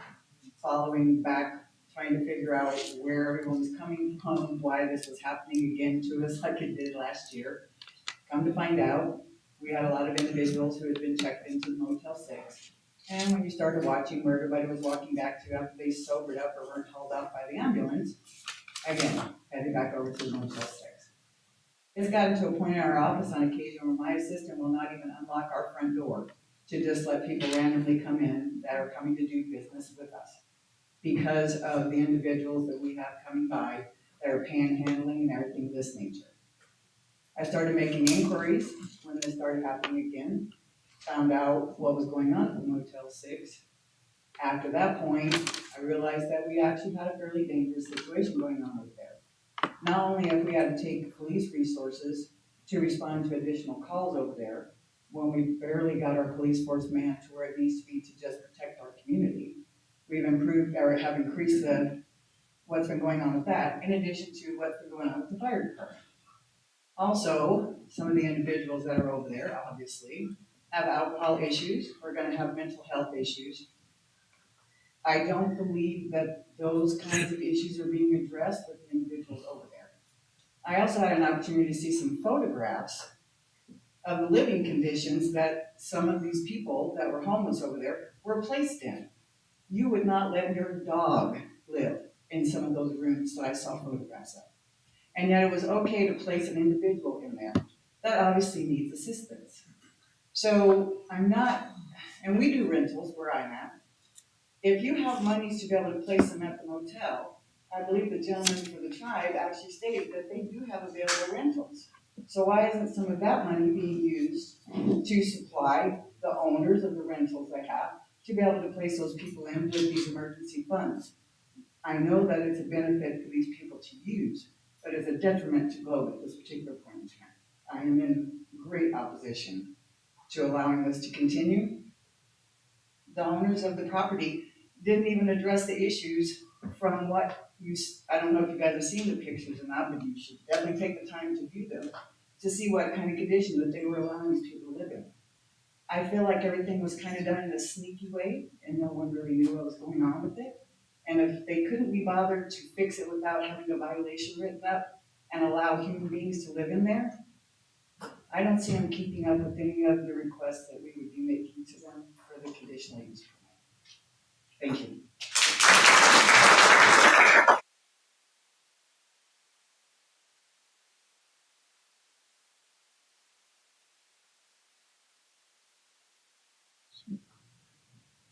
Do we have anyone else that'd like to speak? Hi, my name is Jennifer Duckett. I work down on South Street in Rock, Riverside Heritage. My kid goes to Destiny, which is right across from Motel 6. A lot of the kids go off campus lunches right down the street and are exposed to things that they don't normally see. Also, with the living conditions that have been brought up, to let anybody stay in that situation is inhumane.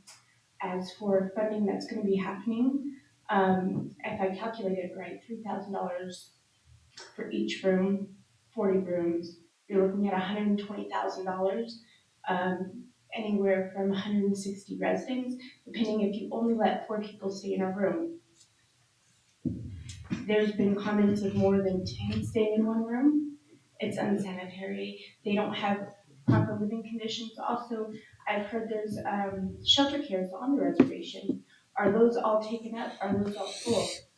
When COVID hit, they exposed their hotel at the casino to house people to help them, and their living conditions there ended up going down to the studs from damage. So why aren't they opening up their hotel again to their tribal members? Why isn't something with this $120,000 a month being built on the land that they give their people when they turn of a certain age? This money can be reinvested on their own land to make a more prosperous way for them to have a permanent living situation, not a momentarily small amount of time for a roof over their head. It's important. And when you disrupt a child, which I know because I adopted a kid, when you disrupt a child in their living condition, not only does it mess with their mental health, but then they don't have the proper way to function in society because they don't know any better. And they've grown up going from place to place to place, and they don't know rules and regulations. When I got my kid from foster system from all the interruptions, she didn't know how to say please and thank you. Or can say, excuse me, pardon me. You know, when you disrupt a kid of a positive way of living and you're moving them around, it's not safe. They need a steady place, a long place, and a temporary hotel with no place to have a cooked meal is no way to house a family, period.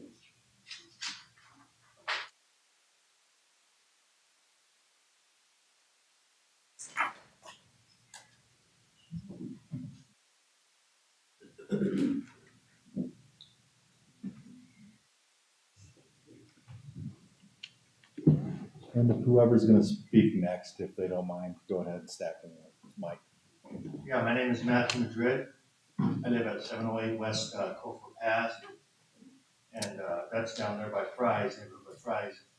My daughter goes to Destiny, and I've noticed everyone's touched on it, you know, just unsavory element, homeless people, winos, things like that. And I was always wondering where it came from. I really didn't know about this Motel 6 situation until I saw it on Facebook. One gentleman over here, I'm not sure who it was, says nothing was really put out there for the public, almost as if it was trying to just get passed through, you know, so that was a major concern. I oppose like this homeless thing and drug rehab. I don't want to see that happen with the town. This seems like just the beginning of it. Another man was saying some stuff about the people south of the border, you know, and that's what I mean. That's what I mean is just going to open the door to other homeless establishments. There's nothing wrong against it, but it's in the wind. I've been hearing talks and seen things. Drug rehab. We want more drug rehab. We want more homeless shelter. We want this. And these people are going to be coming in. They're going to be getting shipped in. These aren't our own people. These aren't the Apache people. These people are coming in. And they're going to stay here Good. once the program. Excuse me, hang on one second. Go ahead, Madam Chair. Yeah, point of order on that, I'm sorry, that has nothing to do with what's going on tonight, so talking about any kind of people Okay, coming in. anyway, that was my concern. Specific to Motel 6. That's my concern. And that's everyone's concern here. Okay? We will stick to the topic, but that is everyone's concern here. That's why we're all here. And my other, Point of order, please. my other thing is, you guys are gonna be the one that votes this through, right? If a yay or an nay on if this goes through. Well, tonight is the first step to that. If we say yay, then it would go through. If we say nay, then it goes to the city council, if they appeal it. And let's say they're saying December 15th or January, beginning of next year. That should give you guys enough time to give the people of Globe, Miami, Central Heights, all of us, a chance to vote. Are you gonna do anything to put this up for a vote for the entire people instead of just the people in the room? That's not my place to answer that, sir, but I don't, this is a temporary situation as far as we are dealing with it. It ends on January 15th. And then it goes away and it's not a permanent situation on any level. At least that is my understanding. Madam Chair, to that question, no, this isn't a referendum item. It wouldn't become a vote of the people in any way. That's not part of the process or the statutes that would authorize that. Okay, well, that just was my concern. That's why I'm here. Okay, thank you. Appreciate it.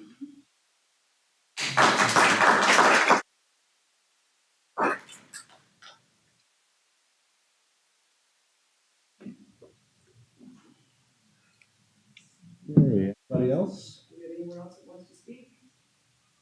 Would you like to come up and respond?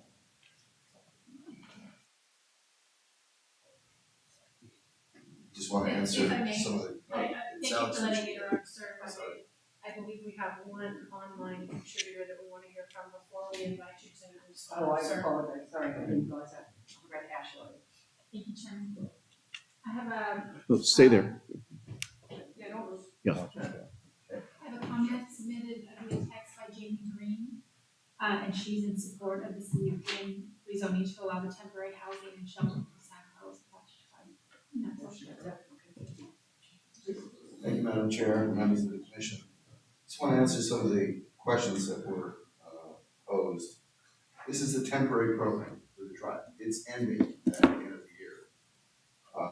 Money runs out. There is no more federal funds for this program.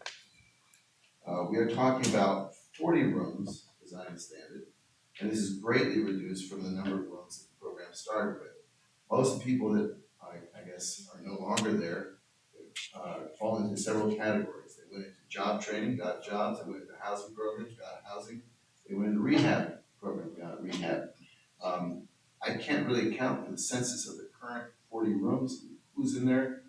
I do understand at one time there were overcrowded conditions, but I think correct me if I'm wrong, there is an inspection that goes on, and you don't allow overcrowding in the rooms, is that correct?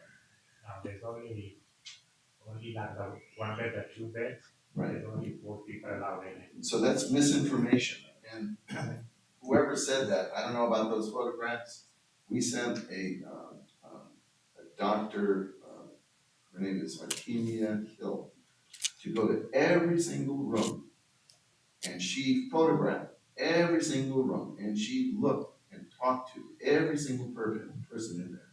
The conditions someone was talking about, it's not good enough for a dog, that's completely wrong. I have to say, this was, a sociologist that we got to take a look at this program. And yeah, you could say whatever that word was, that's offensive, and you shouldn't be talking like that. I'm not talking like that. Sir, you need to address the chair, please. So, so that's that. And then, what does the tribe do with the money? Well, we have audits, we have federal and state programs. We have, just like Globe, you can't accuse us of mismanagement of funds. I find that just abhorrent, but it's factually incorrect. The standards that we adhere to are federal and state standards. We go through audits. All the money is accounted for. We are, every dollar that we have is basically 50-50. 50% is from federal programs, and the other 50 is money that tribe earns that it spends on federal programs that it subsidizes. So for example, like the police, just so y'all know, the police, we subsidize that almost, I think substantially. The same thing for many of the social service programs, education. The tribe has its own scholarship program. As far as rental housing on the reservation, there is none. There's no vacancies. As far as the healthcare corporation, it has no vacancies. I wish I could pull housing out of a hat to fix this situation. That's what the tribe would say, but we can't. And these folks, the census tells us a lot of them, nearly most of them, are from Globe. So we're basically giving an opportunity for people to get stability by having a room so they can find the job training. And our programs that we do, they are accountable. Like the gentleman said who was running homeless programs, you can't run a homeless program without the state or the federal government looking over your shoulder. So it's kind of specious to suggest otherwise. Well, I don't know why. It's because we're the Apache tribe and maybe we don't know how to run these programs. That's just false. I just got to get that out there. We're at 3 minutes, sir. Yes, sir, I know. Some people had 5, thank you. Yes. What does the relationship with the tribe? There is no contractual relationship with the tribe in Motel 6. Those folks re-registered or registered out every week. They send us a bill, we pay the money. And this is something that states and cities and counties are doing all across the country. So it's not like there's any mysterious relationship with the tribe and Motel 6. What funds were used? These are called Emergency Rental Assistance Program funds. It's generally the funds that the federal government put up for people who did not survive COVID very well. Who lost their homes, like here in Globe, because they couldn't pay the rent. There are no other federal housing funds for this purpose.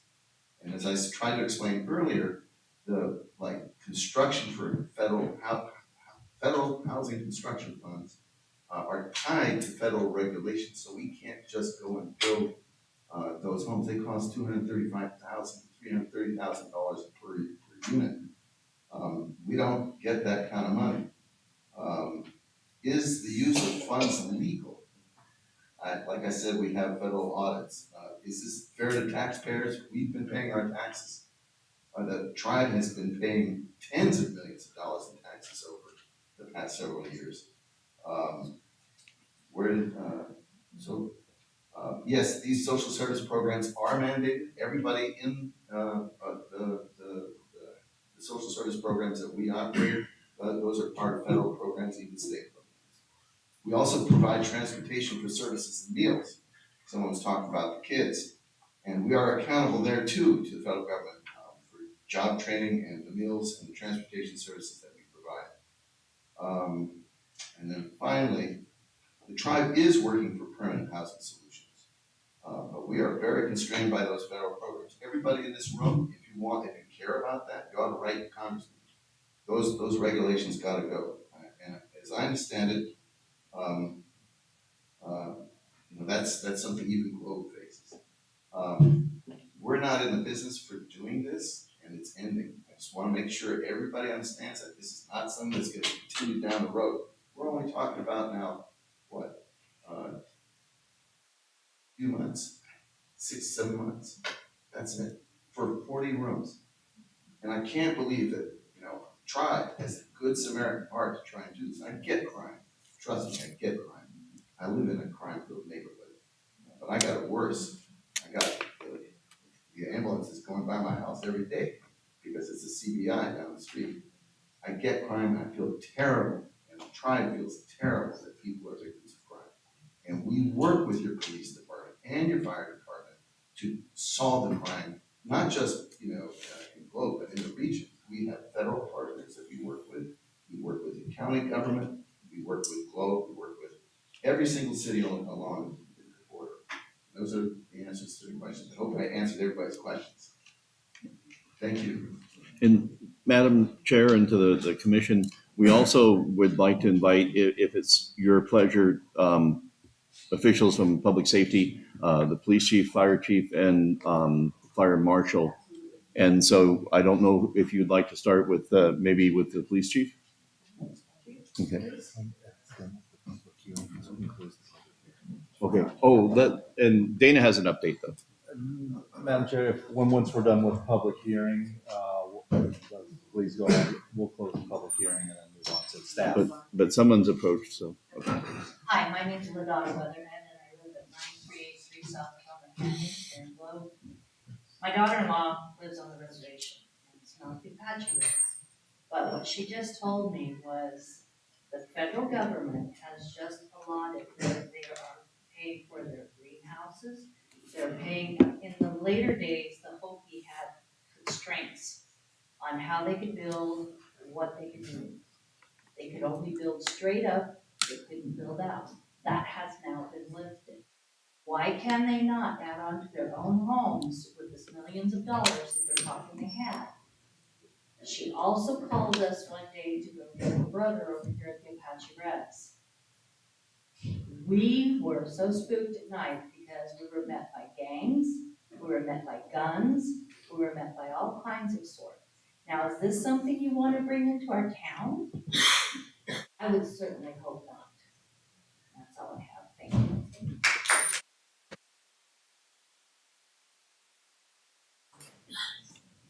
Are there any other members of the public that wish to make a statement? If not, okay, wait. one more. They'll just hang there. If there's anybody else, just line up. Yeah. Sorry about that, I've been sitting back waiting. My name is Jeanette Herrera, I live in Globe, and I'm starting a neighborhood assistance, not why I'm here.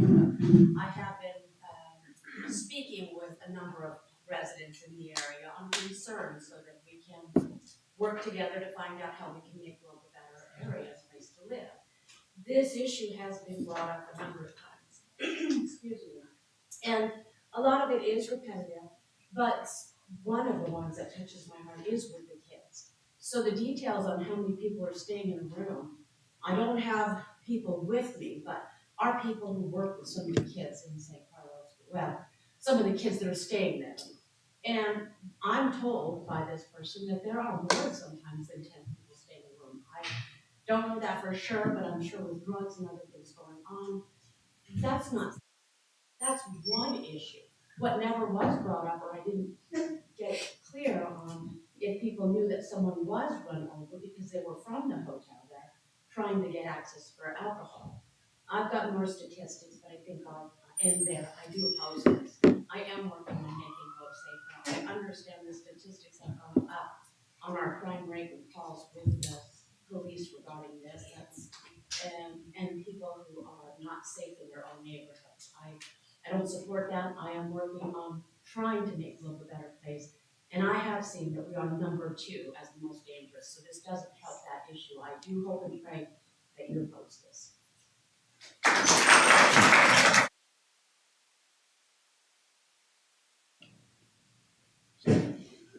All right, Madam Chair, if there's no further public input, you can strike your gavel and close the public hearing. Very good, close. Good evening, Madam Chair, good evening, commissioners. My name is, for a lot of you that don't know me, my name is Dale Walters. I'm the police chief. I've been the chief here since September of 18. I own property out in Copper Hills.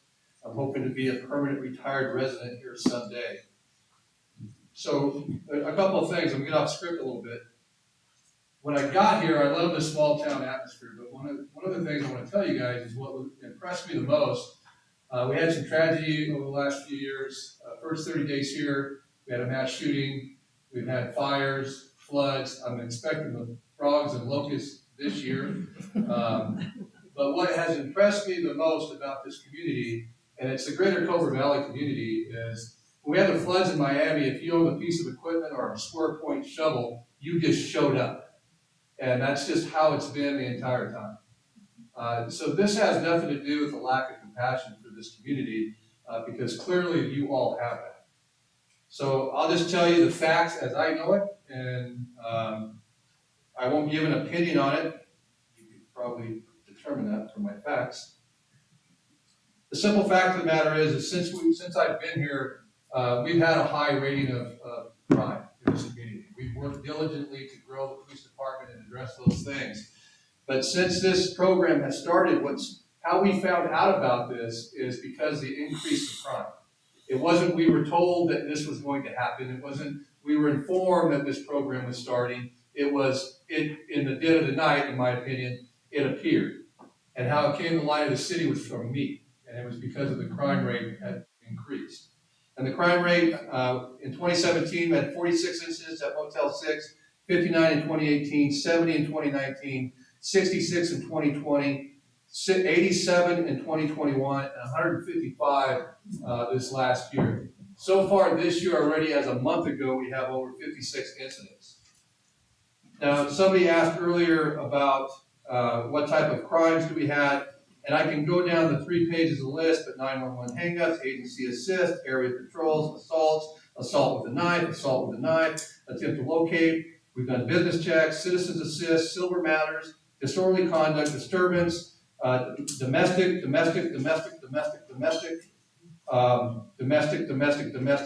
ongoing fight in progress, incorrigible juvenile, intoxication, shots fired, suspicious acts, suspicious threats, theft, threatening, and then we've increased our traffic stops over there considerably because the increase in crime was put a focal point for us to make more traffic enforcement actions. And then a dozen welfare checks and 4 or 5 wanted persons.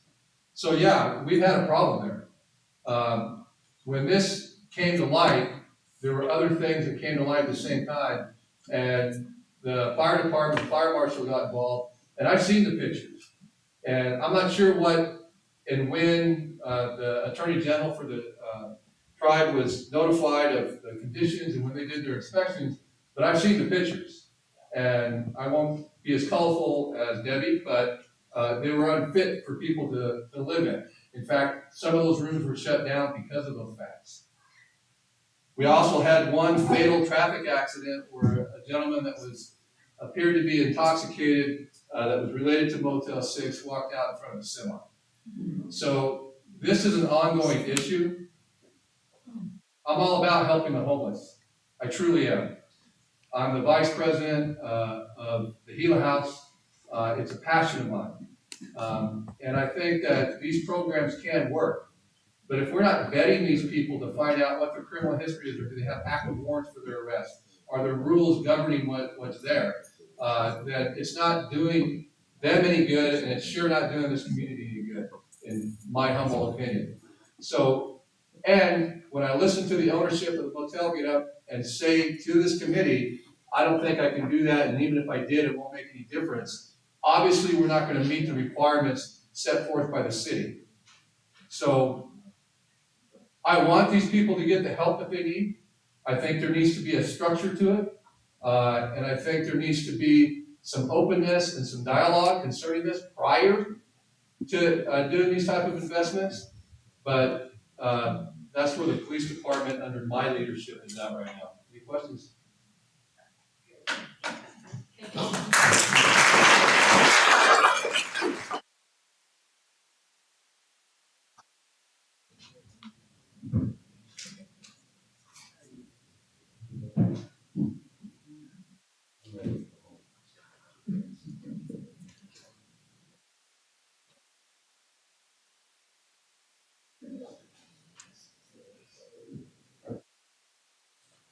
Good evening, Mrs. Chairwoman, members of the committee, to the public.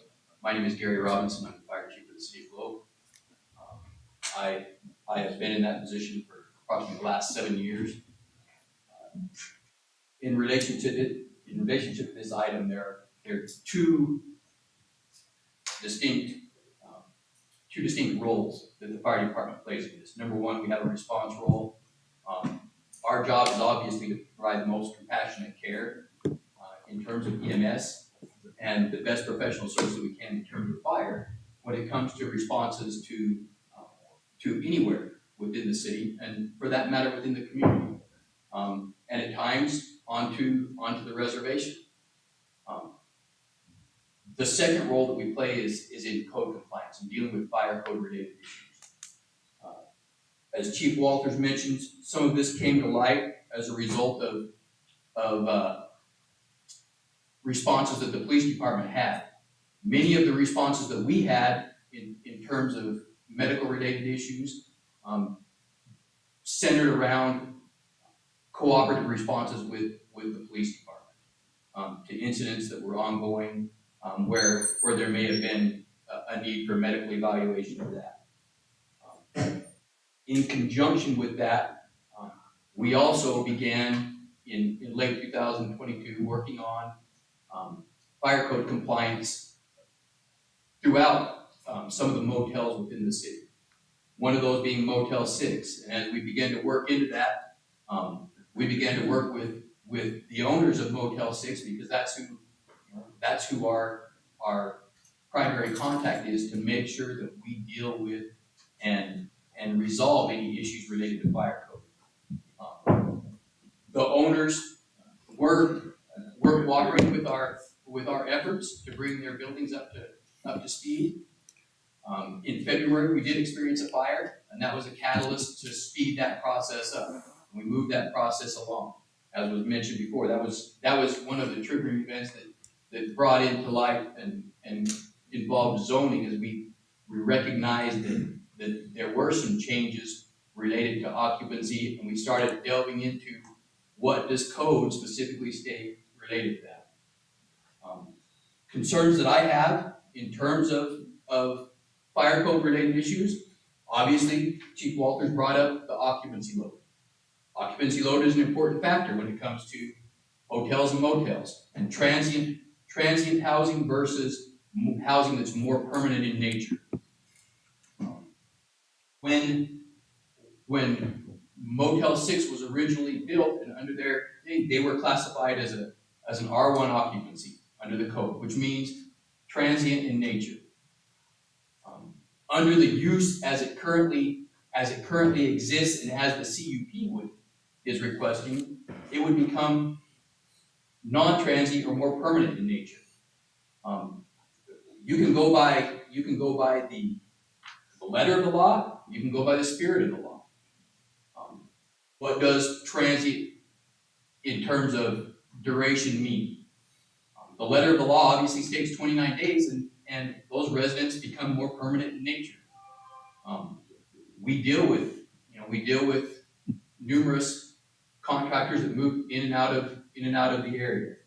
The point being is that as we look at these, in transitioning that housing to something more permanent in nature, we now bring into play the need to update fire code compliance issues.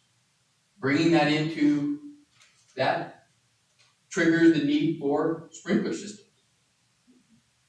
We have a portion of the building that's currently sprinklered, the remainder of the building is not.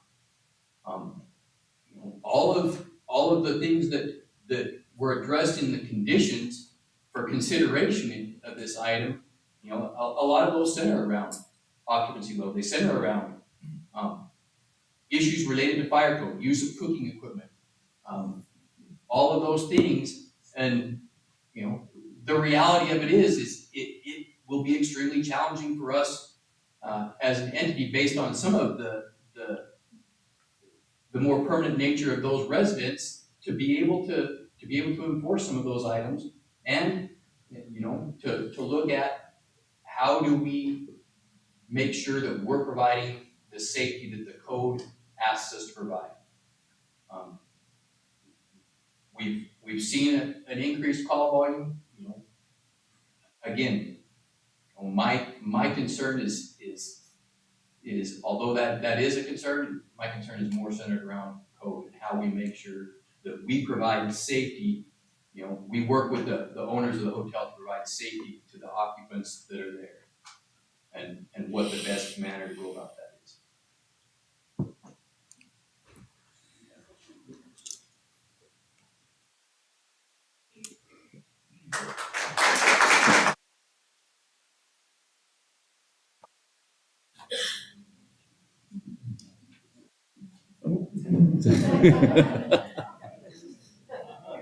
So I think that's all. Madam Chair, members of the commission, I think that's all the speakers that the city would like to present. So Dana, I'll lady back there raise her hand, even though we're closed for the public statements. who is, Am I allowed what, to ask a question? well, we had the public hearing. Dana, what's the? Public hearing, please step up to the mic and go ahead and Yes. ask. Okay.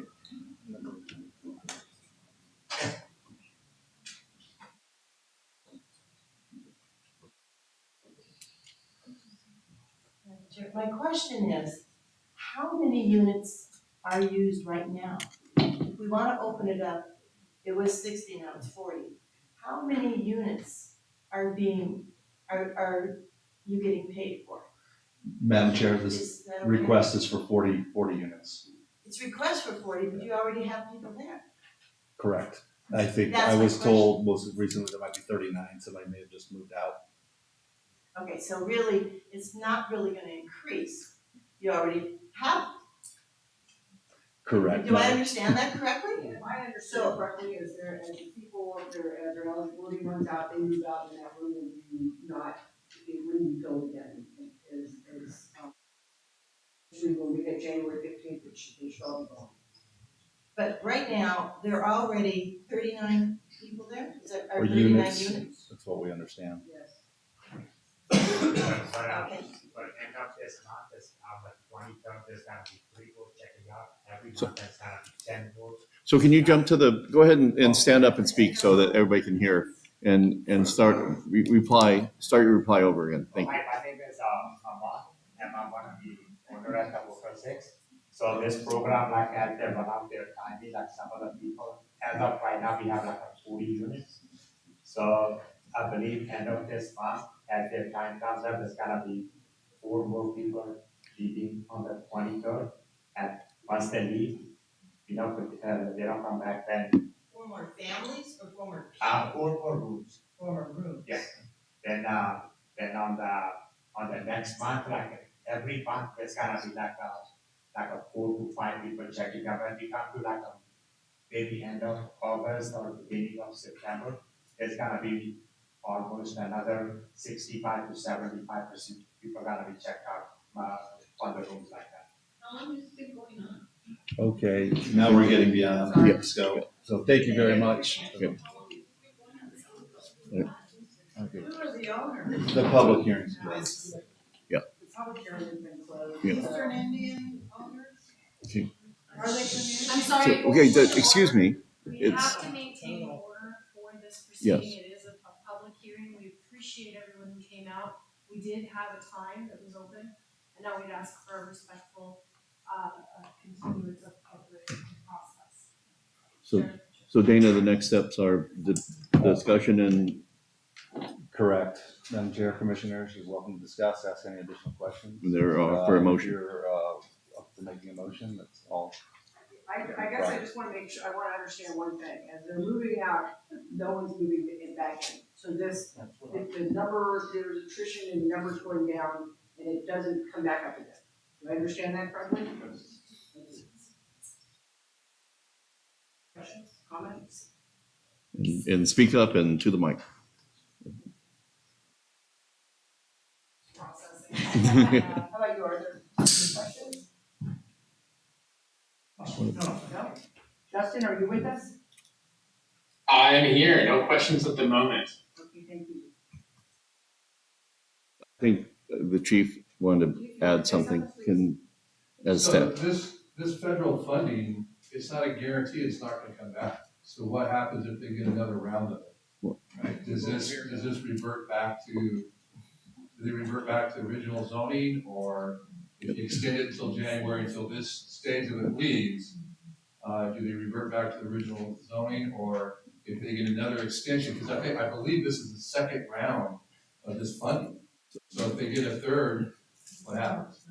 Madam Chair, the stipulation is written that this CUP terminates on January 15th, or if it's approved with conditions, or as of the last tenant moving out, resident moving out, whichever comes first. What would stop them from doing anything if more funding becomes available? They would have to come back before and get a CUP. It's all over the country.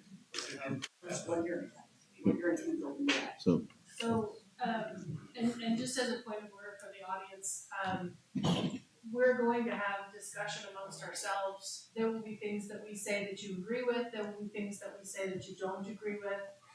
And we just ask that you maintain a relatively quiet decorum while we have our discussion, if that's all right. If I may ask for that respectful adherence, if that's all right, as we have our discussion.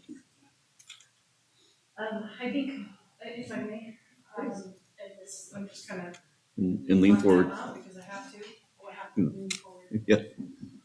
I think I understand that we're trying to correct something that's already in place, and we're trying to just get it to the point that it needs to be until it can terminate in 6.5 months, right? Something like that.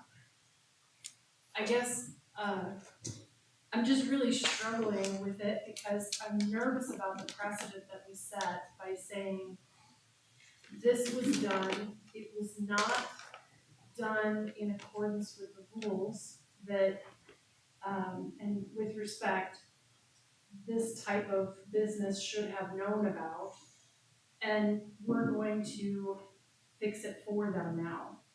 I'm just really nervous about the precedent, the message that it sends that we tolerate this in our town, that we would tolerate this in the future, that it's okay to break the rules, and that we'll just fix it down the line. I'm nervous about that. But I also understand the need to fix it, right, temporarily. So I'm kind of struggling with that.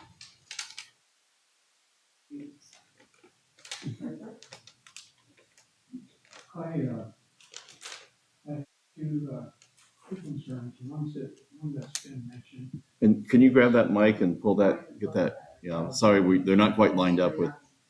Yeah. I have two major concerns with what we're discussing tonight. I have very mixed emotions because there is a human element here which needs to be addressed. I'm not sure that we're equipped in this group to address that, but I am concerned about human safety, and I see some gaps here. So that gives me concern. In terms of precedent setting, it gives me cause that we found out about this in RIAP because of a violation. We discovered this inadvertently because we had a fire, and as that police chief mentioned, he called it as well. But thinking about what we're thinking about doing is extending what began as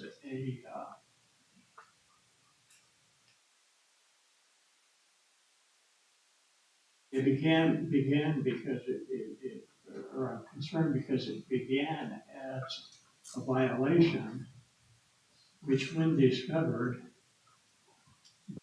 becomes a slap on the hand and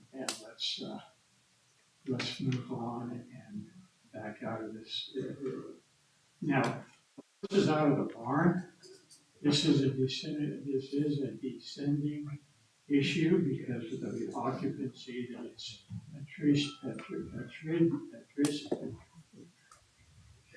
attrition is moving those numbers down and not to be replaced. So my third concern is that how do we see the items of correction that would solve a lot of the problems, not all, but some, a big portion of them. But how do we manage that? And how do we police that? How do we monitor that? Those are the concerns I have. Justin, do you have any comments?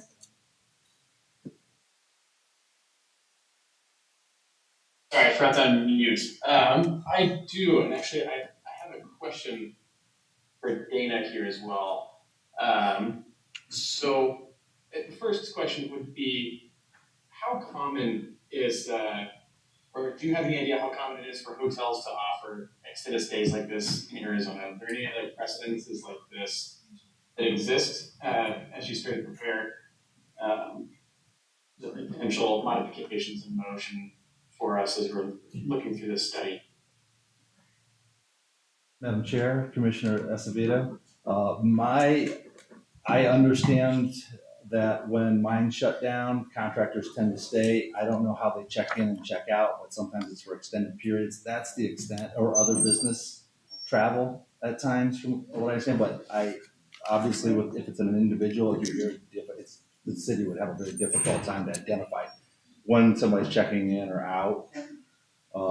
So that's my experience. I know in the recent past, we've had requests from people looking at purchasing motels or owning motels to look at converting it into residential uses for various types of housing. If you recall, the city approved 6 units conversion of the Budget Inn about a year ago. It was exactly a year ago, actually.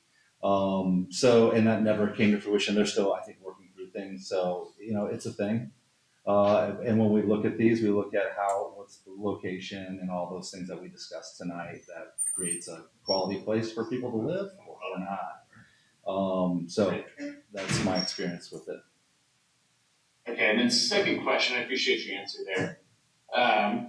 Is tenant rights in a situation like this? I'm curious if we've had any research done into, I think in Arizona, is it anytime over that 29-day limit? So once you hit 30 days, do you have tenant rights? That's something that we're perceiving as potentially being an issue on this site if we have residents staying over that allotted time frame, eviction processes being elongated through that. Madam Chair and Commissioner Acevedo, no, we're getting to statutory information that I can't respond to or that I can't represent in any way. So that's something that, as far as enforcement, that's something that staff will manage. Okay, I think that would be one of my major concerns that I just wanted to bring up to the rest of our commission here.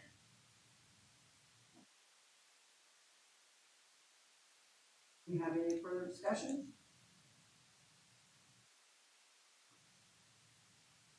Do I have a motion?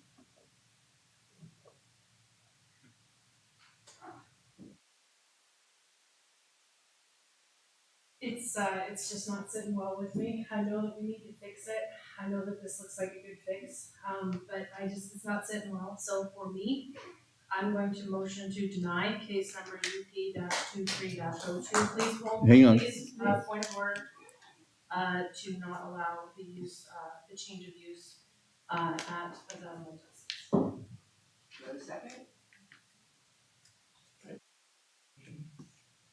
All those in favor, say aye. Aye. For her motion or in favor of doing it? That's, You can have any further discussion on the motion or do a roll call. but the aye vote would be in favor of the motion to deny. Yeah, okay, that was Yeah. sure. For everybody's. Yeah.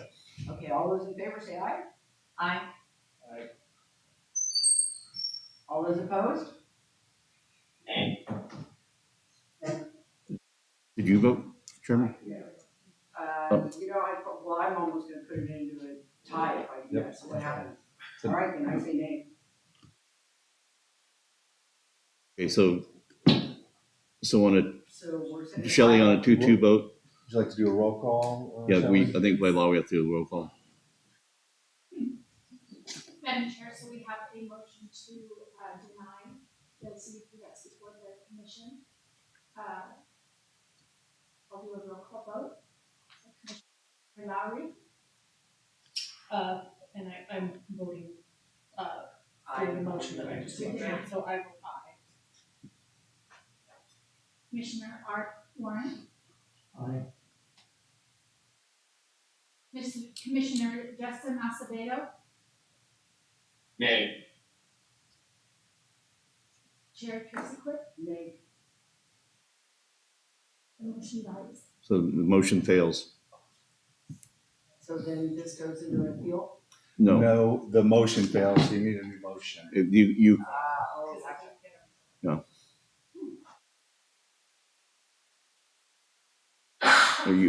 Yeah, whatever the pleasure of any member has the option to offer a motion or not.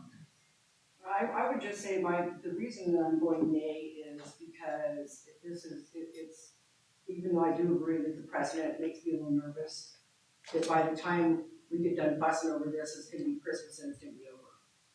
And I can't bear the thought, even though I know people are having problems with them in their neighborhood, they can't bear the thought of just, where are they gonna go? And where are the kids gonna go? So I will just say that that's my argument for it. And if there's another motion, I think they're already, by Christmas. that's what I'm saying, by the time we're done arguing with this, it'll be Christmas and that it just seems kind of cruel and not very humane to, even though I know they're causing problems, to just throw them out on the streets with which is what it feels like it's gonna happen. But even if we approve it, there's still people who are getting phased out in October, in November, in December. There's still gonna be people that are on the street in December at Christmas, whether we approve or So deny I it. just see Christmas out there as a thing, it's just how fast time moves. Sure. So I'm just saying that this is a problem, it's been a problem, like most of the problem is behind us. And we're to the tail end of it, and now, do I think that they can follow all the conditions? I have some problems with that. What they're gonna do, and I have some problems with exactly how the inspections are gonna happen to hold this and everything, so, I guess I guess I can switch and because I don't want the motion to fail literally, because this will then get kicked into an appeal. So if you wanna make another motion, we can send it to council. So just to clarify, in order for this to either pass or fail, it needs to be a 3-1 vote or a 4-0 vote on either one. To the next step, I would change my vote to send it into the next step so that it's not, because it doesn't just go away when you say, if we say no. If it fails, if it's denied, then the applicant has the ability to appeal to council. If you cannot agree and do not either pass or fail, it dies, and then can they appeal? If there is no denial, I think it would die for lack of a. Is Bill still on the phone? Yes, I'm here. Okay, Bill. Bill, are you following the conversation?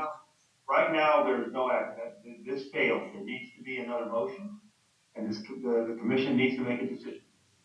If you fail to, now the motion is to approve, and it's voted 2-2, that will be a denial, and that will then, that can be appealed to the. Okay. Right now, you have no action. Okay. Because the prior action to deny was not approved, so now someone wants to make a motion to approve, and we'll see if it garners 3 votes. If it doesn't, that's a failure.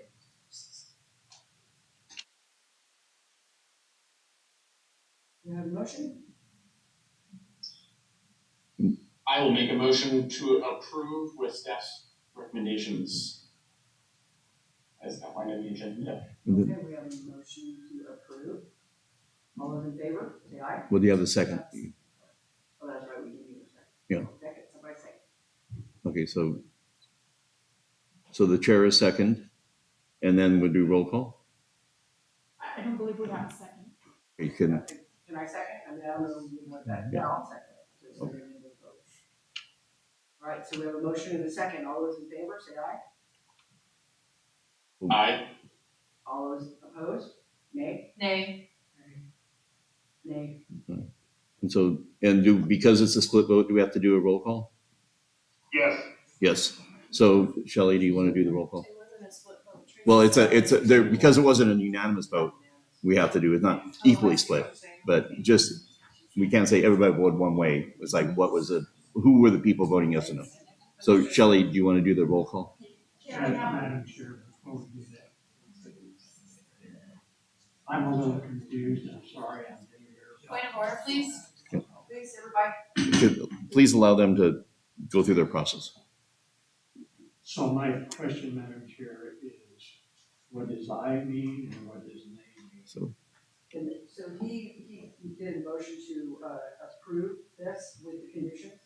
I seconded it, so we can go to the vote. So a vote of aye would approve it, and a vote of nay would deny it. Understand? Okay.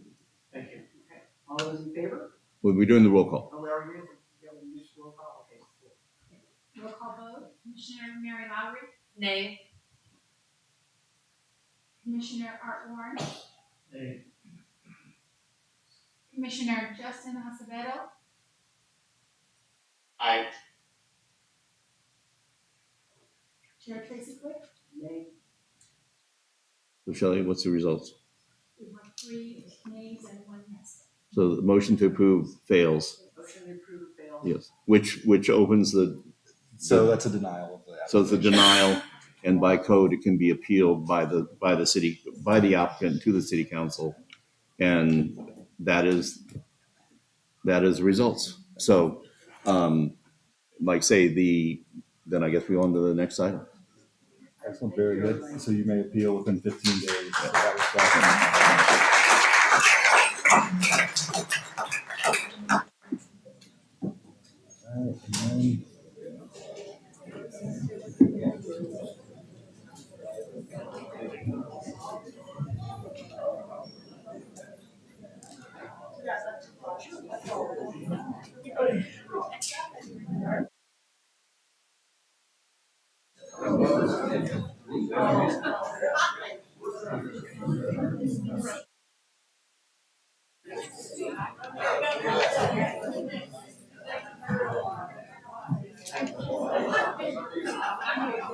We got one more item here. We got one. So if everybody can get moving, we've got another item to complete.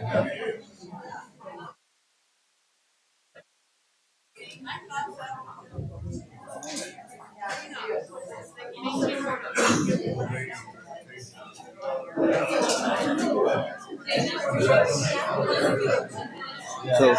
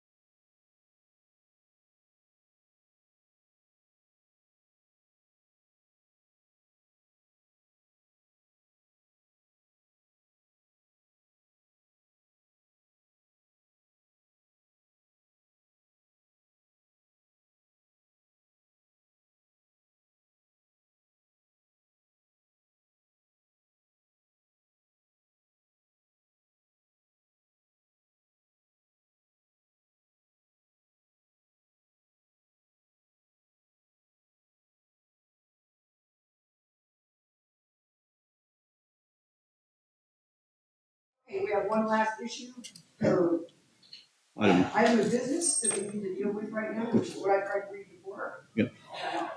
This one is, whatever.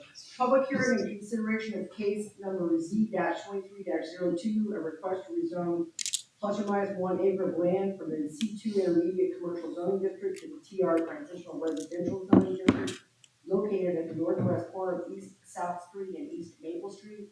APN number 205-15-05, 0A and B.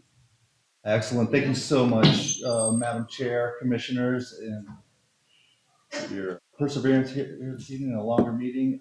The subject property, I will pan out quickly. I have no presentation for you. It's a pretty straightforward rezoning of about 1 acre of land. It's 2 parcels that were once related and were split. It was all single property. So there we are at South Street in Maple on the northwest corner, and that's on your drive up to the Round Mountain Park, as well as you'll pass the winery that abuts the property to the north. That pink area you see on the zoning map is the C2 zoning district. Directly to the east here, again, these are the parcels, these are the subject, oops, sorry. This parcel and the one directly east of, or west east of that are the 2 parcels. Zone C2, this is TR. The proposal is to expand that TR and rezone these 2 parcels to TR as well. And the reason why the owner of this large vacant parcel would like to construct a single family residence, which we know aren't allowed in C2 zoning. In addition, he constructed a duplex on the east parcel here back in the early 2000s. And I don't understand how that went through the process, but it's a duplex on a C2 zone property. So they agree, let's make that a legal conforming use in the C2 zoning district, and let's rezone these 2 parcels. Both property owners have requested the rezoning. And with that, staff recommends approval. Prior to us taking action, however, we do need to open up a public hearing and close the public hearing for rezoning.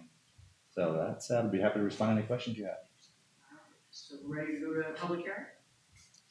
Gavel. Public hearing's open. Anybody have anything to say?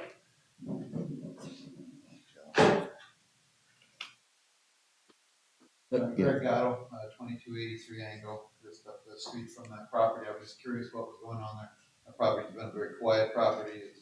I'm happy somebody's gonna build a single family home on it if that's what they're doing, and getting back into compliance. That's great. Let them do it. Thank you. Thank you. Anyone else? Again, my name is Minda Salcido, I live at 2284 Angle Way, and if they're going to build a single family home on the property, I would approve that they do so. Very good, thank you. My name is Brenda Van Haren. I live on 11th Street, and I agree. I think it should be rezoned to allow a house to be built there. Thank you. Okay.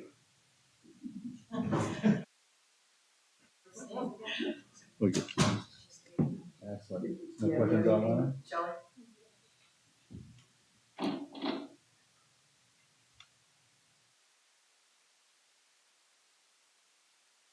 Okay, we have nothing online. No one else has anything to say?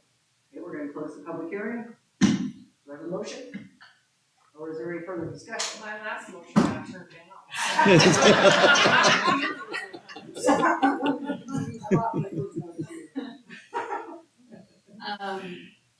Dana, let me go to the right page, okay?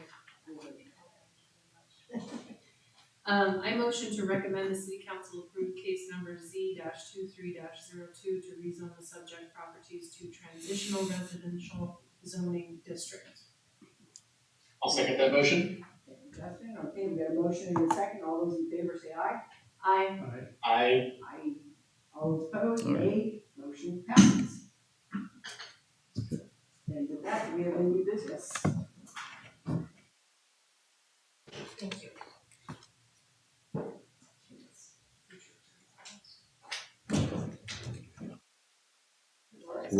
Do we have any other? No, so the next item would be future agenda?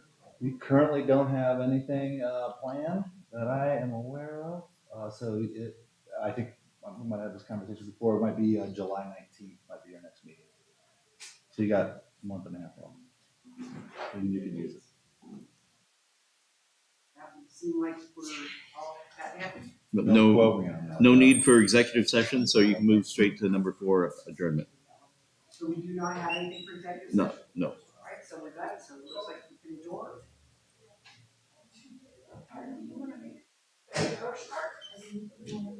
Just make a motion to adjourn. I, make a motion to adjourn. Second? I've got a motion to adjourn and a second. Adjourn.